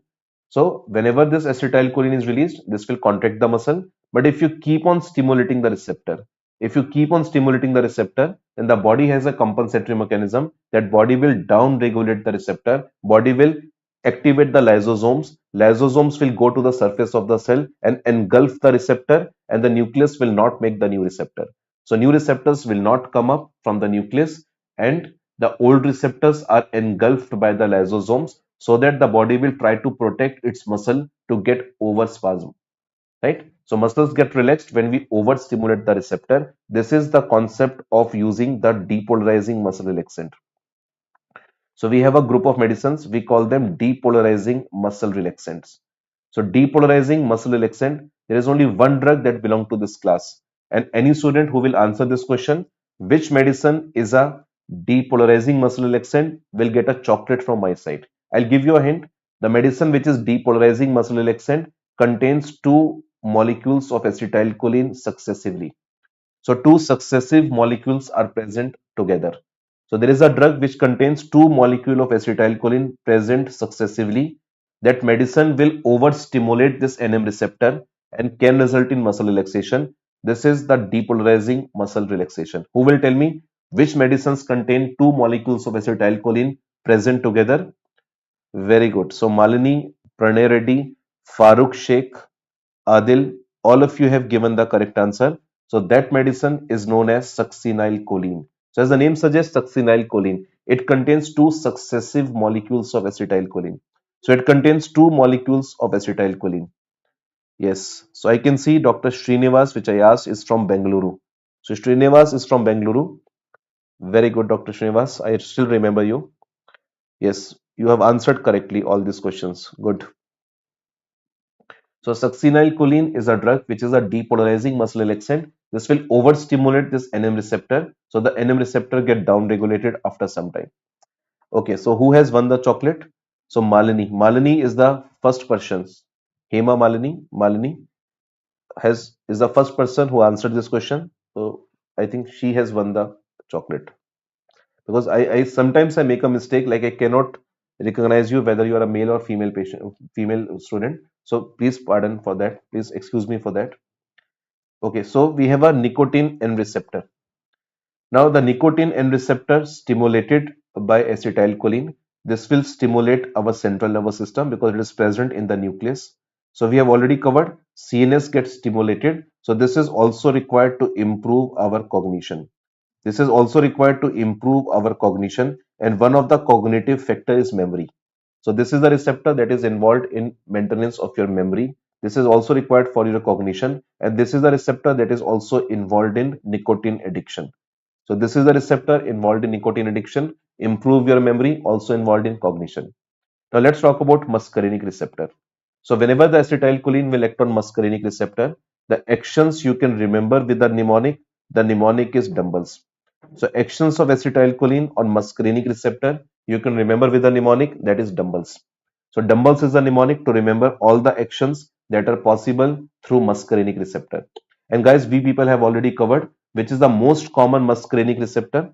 Who will answer me this question? Which is the most common muscarinic receptor present in human body? M1, M2, M3, M4. If I ask this question, answer quickly. Which is the most common muscarinic receptor? Muscarinic 1, 2, 3, 4. Out of these four, choose one. So which is the most common muscarinic receptor present in human body? Anyone can answer? Yes, it is a muscarinic 3. So if I'm saying acetylcholine will act on muscarinic receptor, can lead to dumbbells as a effect. So guys, please remember all the actions in dumbbells that we will discuss here. The total 10 actions we will discuss in detail. That is, all actions are due to muscarinic 3. So all the actions are due to muscarinic 3, except we will discuss the action on the heart in this dumbbells, that is due to muscarinic 2. So only the actions on heart is due to muscarinic 2. All other actions in this mnemonic of dumbbells is due to muscarinic 3. So what is the full form of these dumbbells that we will discuss now? So full form of dumbbells we will discuss now.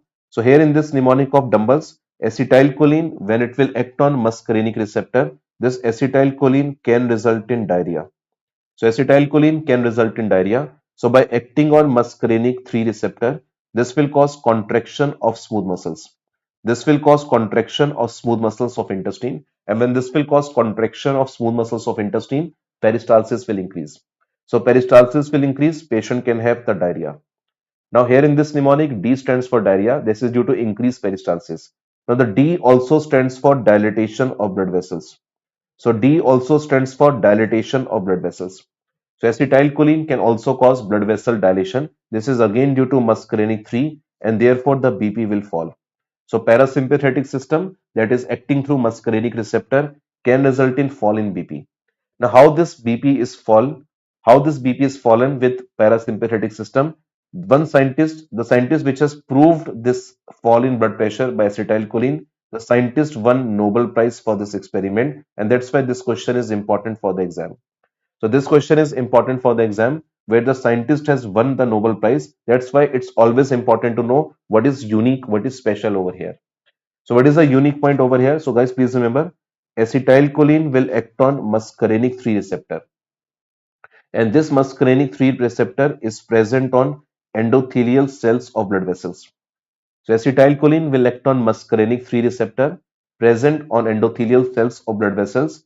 Now this muscarinic 3, which is a stimulatory type of receptor, muscarinic 3, which is a stimulatory type of receptor, will activate one enzyme in this endothelial cells. The name of the enzyme is nitric oxide synthase enzyme. So this will activate endothelial nitric oxide synthase enzyme. So this is a stimulatory receptor, and when you stimulate a stimulatory receptor, this will lead to stimulatory actions in the body. So this will activate endothelial nitric oxide synthase enzyme. And as the name suggests, nitric oxide synthase, this will further synthesize the nitric oxide. So this will synthesize nitric oxide. So we have derived the nitric oxide from the endothelial cells. So if you ask me, sir, from where we have discovered nitric oxide, I will answer that we people have discovered nitric oxide in endothelial cells. So we can say we have derived nitric oxide from the endothelial cells. So this is also known as endothelium derived relaxing factor.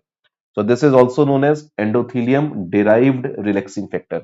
So these scientists discovered nitric oxide. And for this experiment, scientists got the Nobel Prize. So scientists proved this thing that whenever acetylcholine will act on the endothelial cells of our blood vessels, then the nitric oxide synthase enzyme is induced and the nitric oxide is released. And this nitric oxide will activate one more enzyme in this blood vessel. The name of the enzyme is guanyl cyclase enzyme. So nitric oxide will activate one enzyme in the blood vessel. We call it guanyl cyclase enzyme, and this guanyl cyclase enzyme will result in synthesis of cyclic GMP. So this will result in synthesis of cyclic GMP, and when this cyclic GMP is increased or it is synthesized in the blood vessel by the guanyl cyclase enzyme, this cyclic GMP is inhibitor of myosin light chain.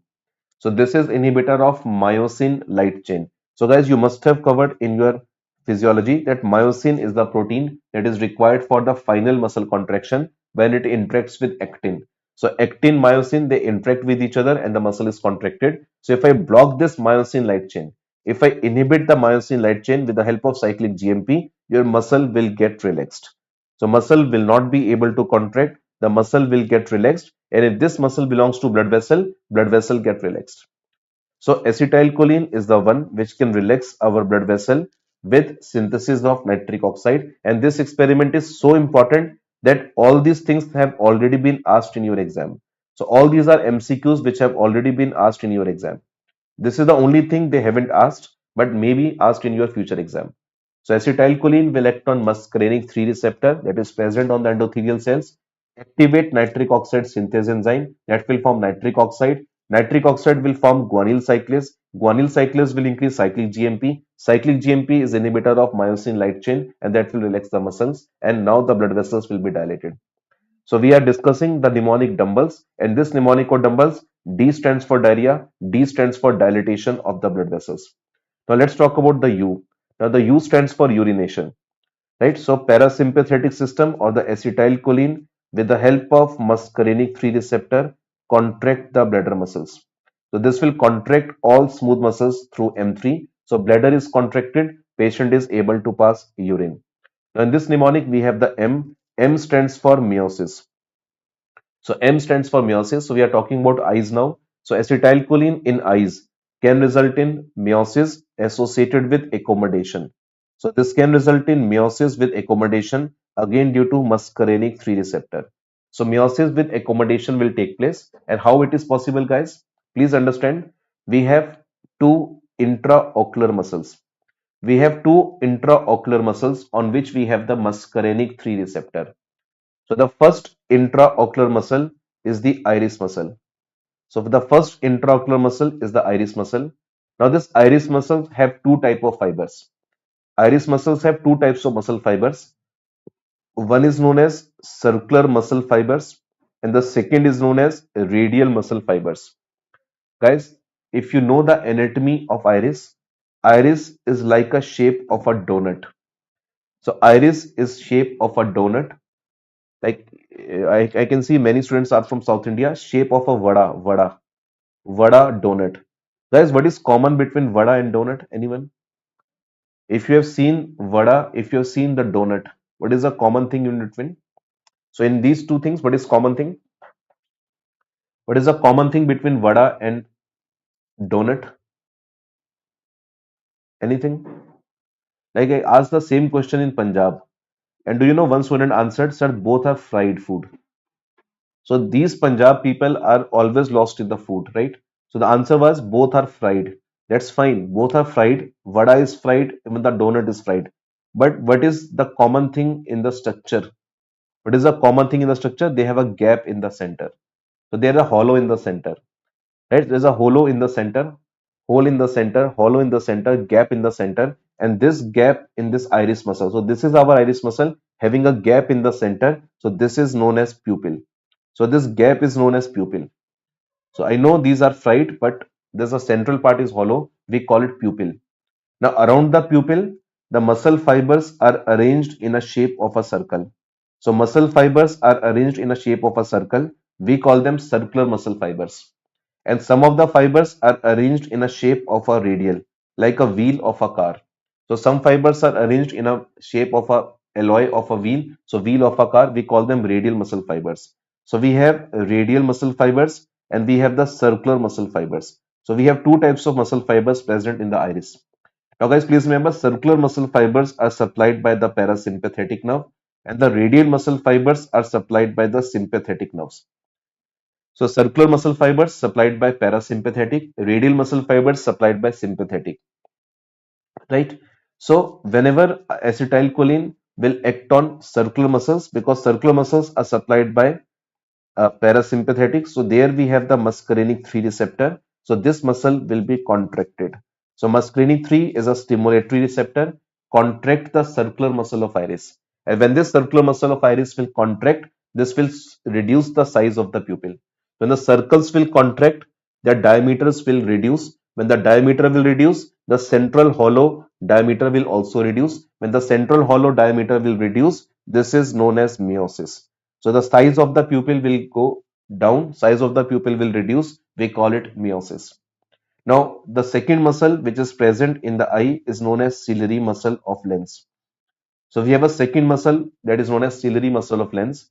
So if I talk about the structure of lens in the eyes, so the lens is like a shape of a D. So lens structure is like a shape of a D. So our lens is convex in shape. So our lens is convex in shape like a shape of a letter D. Now this muscle, which is the iris muscle, attached with this lens. So this is the iris muscle fibers coming towards the lens and holding the lens in a eyeball. So this is holding the lens like in a eyeball. So these are the lens fiber coming out like a string. Now these lens fiber is immediately followed by a muscle body. So these lens fibers are the ciliary muscle fibers. This is immediately followed by a ciliary muscle body, right? So we have a ciliary muscle. So this is our ciliary muscle, which has two parts. It has a body and it has a string-like structure. We call them the zonules. So this muscle has two parts. One is known as ciliary body and one is known as zonules, right? Now the zonules are the one which will hold the lens. Now guys, whenever any object is far off, any object is away from the eye, the lens is less convex. Now when this object will start coming close to the eye, so when this object will start coming close to the eye, now to fix the object image on retina, to fix the object image on retina, please remember this lens muscle will contract. So to fix the object image which is coming close to our eye on retina, this lens muscle will contract, and when this lens muscle will contract, the shape of the lens will become more convex. The shape of the lens will become more convex. And this process, when we accommodate the object in our retina, which is coming close to the eye, this process is known as accommodation. So ciliary muscle of lens having the muscarinic 3 receptor. So this muscle is also having the muscarinic 3 receptor, right? And whenever we contract this muscle with the help of acetylcholine, the lens will become more convex. So lens convexity will increase, and this is required for the near vision. So this process is known as accommodation. So this is known as accommodation that is required for near vision. So parasympathetic system responsible for meiosis with accommodation. Parasympathetic system responsible for meiosis with accommodation, and in this process of accommodation, the lens will become more convex. Right, guys? So we are discussing the full form of dumbbells.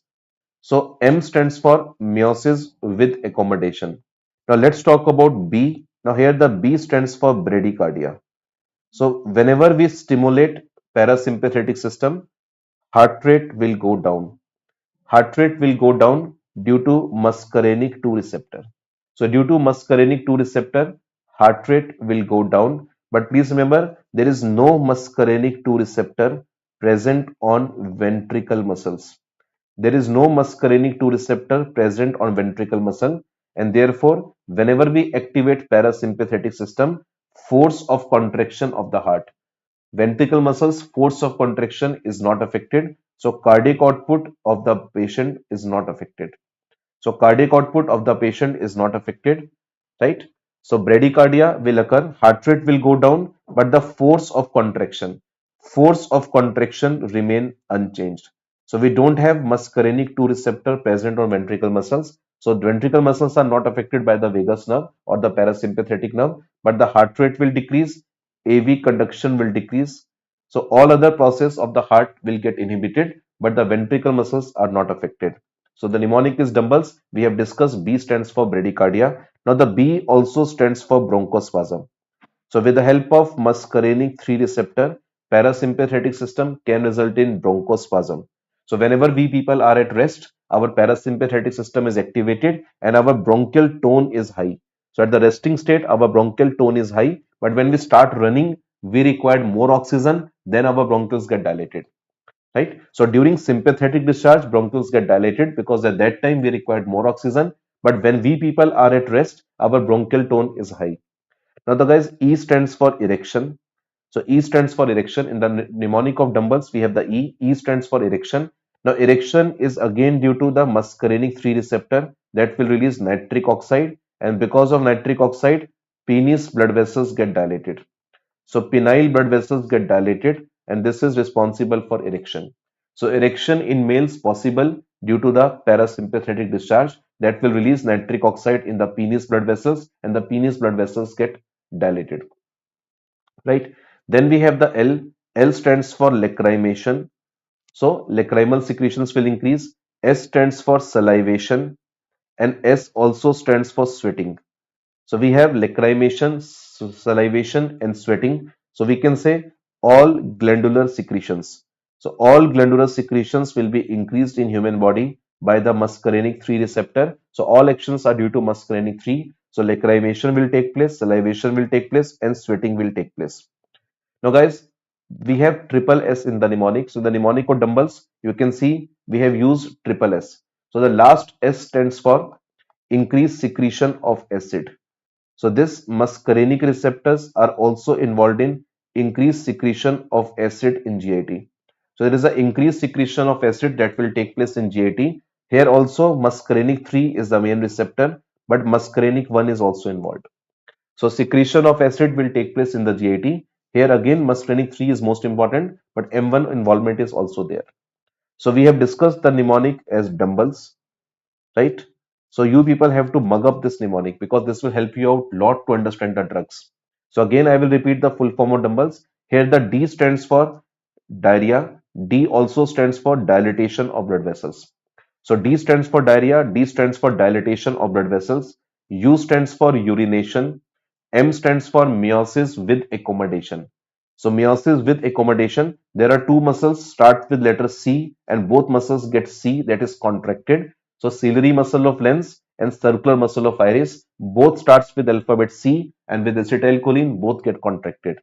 Now the B stands for bradycardia and bronchospasm. So B stands for bradycardia, bronchospasm. E stands for erection.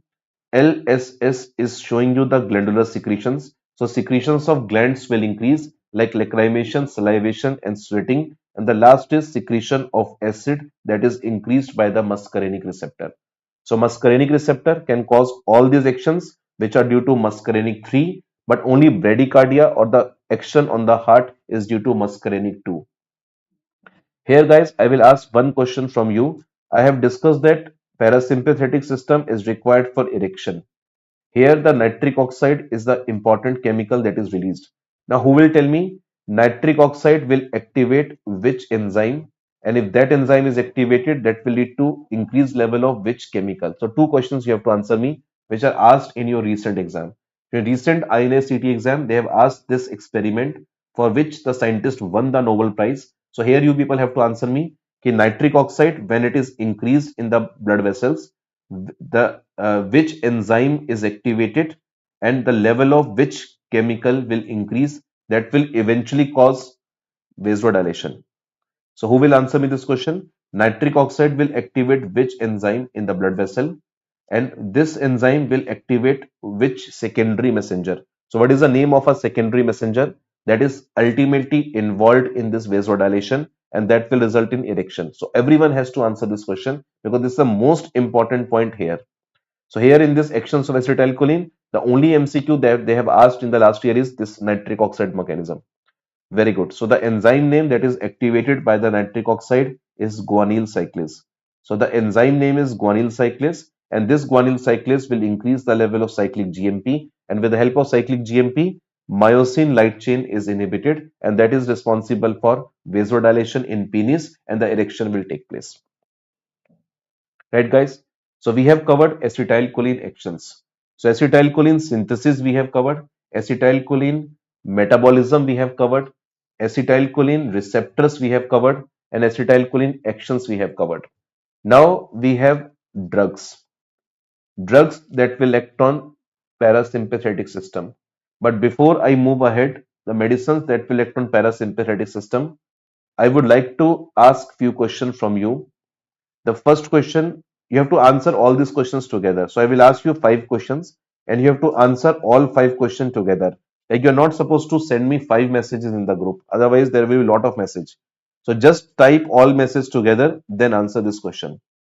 Okay. So what is, my first question is, what is the mechanism of action of skeletal muscle relaxant? First question is, what is the mechanism of action of skeletal muscle relaxant? Second question, you have to tell me which cranial nerves are known as parasympathetic nerves. So all these are previous year MCQs. Which cranial nerves are the parasympathetic nerve?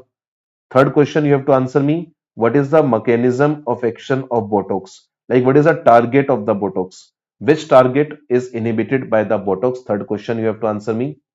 Fourth question, you have to answer me which is the name of a secondary messenger? What is the name of a secondary messenger that is ultimately involved in the process of erection? So, what is the name of a secondary messenger involved in the process of erection? And the last is whenever we have to make the patient nicotine de-addicted. So, in the nicotine de-addiction, what is the name of a receptor? What is the name of a receptor that we have to exploit for the nicotine de-addiction? So 5 questions you people have to answer, and all these are 5 PYQs for your exam, right? So skeletal muscle relaxant, mechanism of action. Which cranial nerves are known as parasympathetic nerve? What is the mechanism of action of Botox? And which secondary messenger involved in erection? And for nicotine de-addiction, what is the name of a receptor that we have to target whenever we have to make the patient de-addicted? So 5 questions you have to answer me. These are the 5 MCQs which have been asked in physiology of parasympathetic system in last 10 years.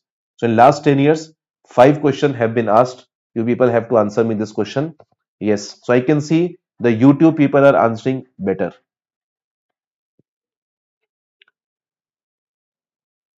Yes. So Kavya, we will discuss this ejaculation part in sympathetic system,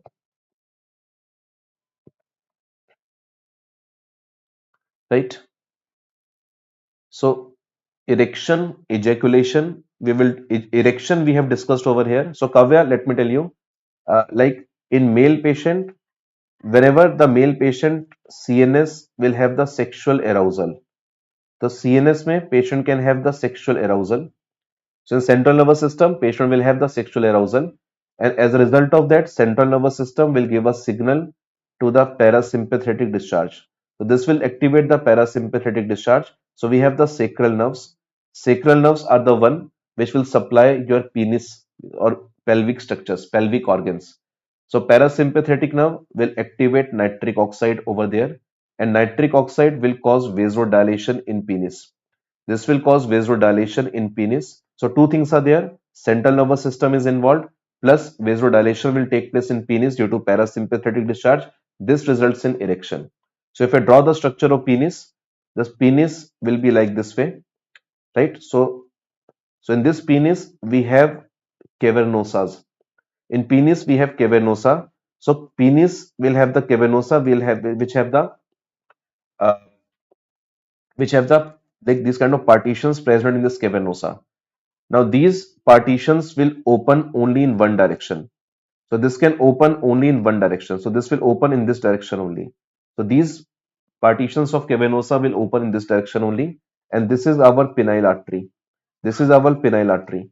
So whenever this penile artery is dilated, the blood will start flowing in this direction. So when this blood will flow in this direction, these channels will open and the blood is filled in this cavernosa.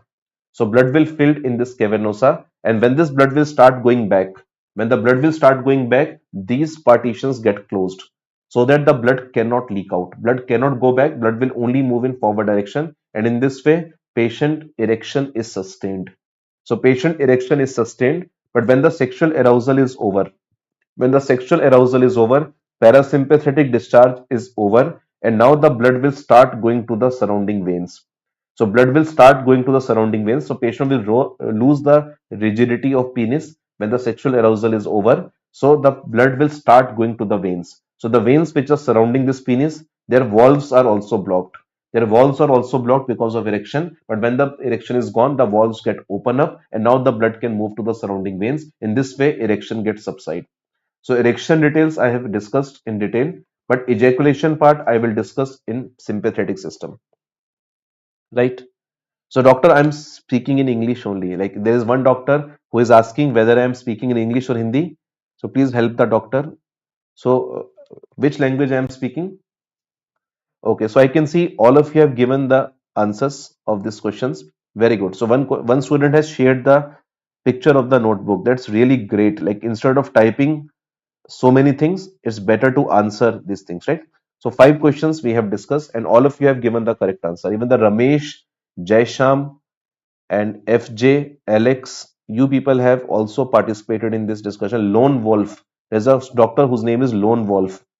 So Wolf Parkinson's White syndrome. Wolf was the name of a scientist. So we have a lone wolf with us. Okay, so skeletal muscle relaxant mechanism of action is blocking of NM receptor.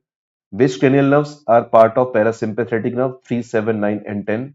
Botox mechanism of action, inhibitor of SNAP25 protein in an irreversible manner. So this is what we have discussed.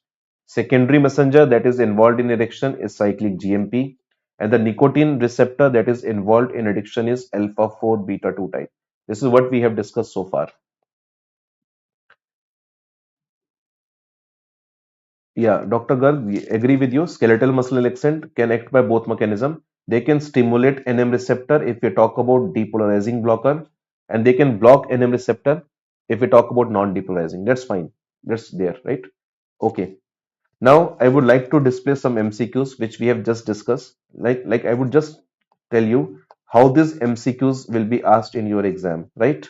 So that you will have an idea If these questions are repeated, at least you people will be able to answer this question.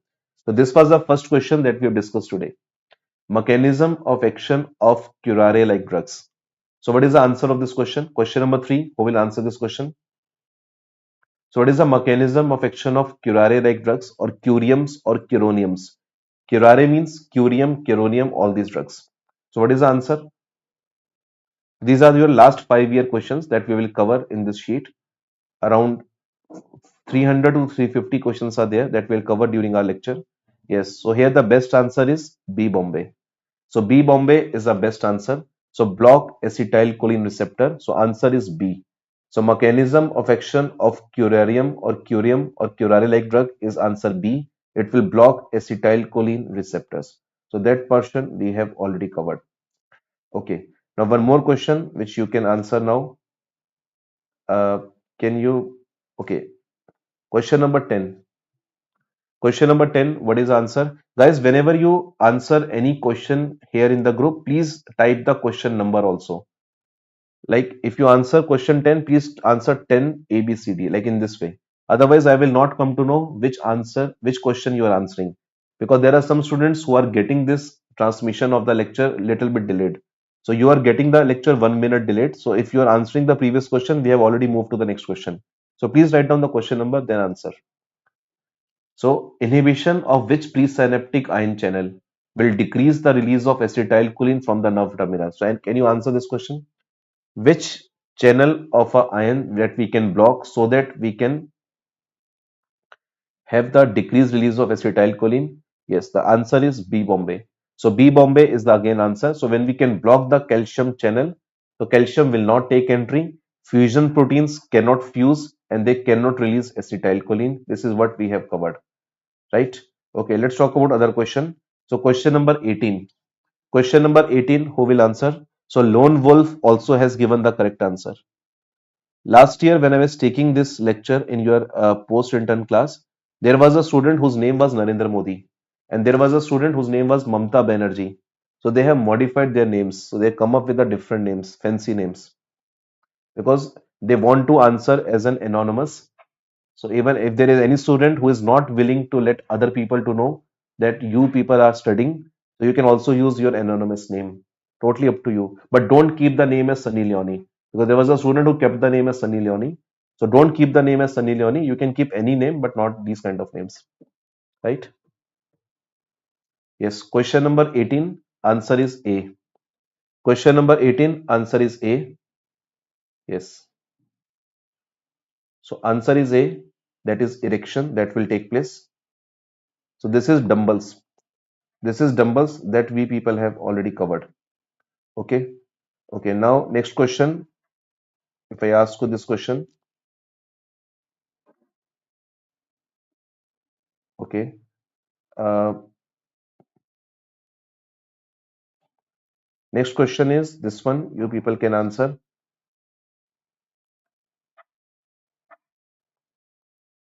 Okay. This question number one. Question number one, if you can answer, you have to find out the best possible answer. Like I know in this question, two two options can be the answer of this question, but out of those two options, you have to choose the best possible answer. So, what is the best possible answer out of those two? So there are two possibilities which can be the answer of this question. So who will tell me what is the best possible answer? Yes. So best possible answer is, so both A and D can be the answer. So Ahmedabad and Delhi can be the answer. Ahmedabad, Delhi can be the answer, but you have to choose one. Out of A and D, you have to choose one. So the best answer is D, Delhi. So D is the best answer. It inhibits the presynaptic release of acetylcholine. It inhibits release, that's fine, but it inhibits the presynaptic release of acetylcholine. It's a more specific, more appropriate answer. So answer is D, Delhi. So answer here is D of this question. Right, guys? Now let me ask the last question, then we'll take a first break of Pharma lecture. So I just want to display that question. Guys, give me 1 minute to find out that question. Okay, yes. So question number 14. Although we have not covered this medicine sildenafil, but we will cover later on. Any idea, guys, what is the brand name of sildenafil? Anyone can tell me what is the brand name of sildenafil? Sildenafil brand name. If you have ever used, I mean, you ever used means if you have ever prescribed to your patients. If you have ever used that medicine in your clinics to prescribe to a patient. Sildenafil brand name. Very good. So brand name is Viagra. So Viagra will cause erection. And how this Viagra will cause erection? Because of cyclic GMP. So this was a question asked in your INSTT exam. So these are the things that we people have covered so far, and I hope you people have understood all this physiology. So we will take break now, and after the break we will start with the drugs that will act on parasympathetic system, right? So the drugs that will act on parasympathetic system, these medicines can be of two types. So two types of medicines can act on parasympathetic system. Medicines can be cholinergic drugs. Medicines can be anticholinergic drugs. So two type of medicines can act on parasympathetic system, cholinergic and anticholinergic. Now cholinergic drugs are those medicines which will lead to dumbbells as the effect in the body, and anticholinergic are those medicines which will do the actions which are opposite to dumbbells. So opposite to dumbbells are the anticholinergic property, and dumbbells is the cholinergic property. So what are these drugs? Where do we use these medicines? All these things we will cover in detail after the break. Right, guys? So guys, I hope you people have liked this particular session that we have kept free for all students, right? So guys, in case you have any doubt, please ask, and in case you need any modification during the lecture, because for the next 6 days we are together. So next 6 days we will just keep on discussing this pharma with you, maybe continue 6 days, or maybe we have a break in between. So in case guys you have any doubt, if you want me to slow down, if you want me to fasten up, if you want me to modify any content, or if you want me to go superficially, you're not understanding this content in so much of depth, just let me know. So we will modify the lecture accordingly. So now we'll come back at 11:55. Right? So come back at 11:55. So 20 minutes break I have given you. Have your breakfast, have the tea or coffee, rejuvenate yourself, then come back. Take care, guys.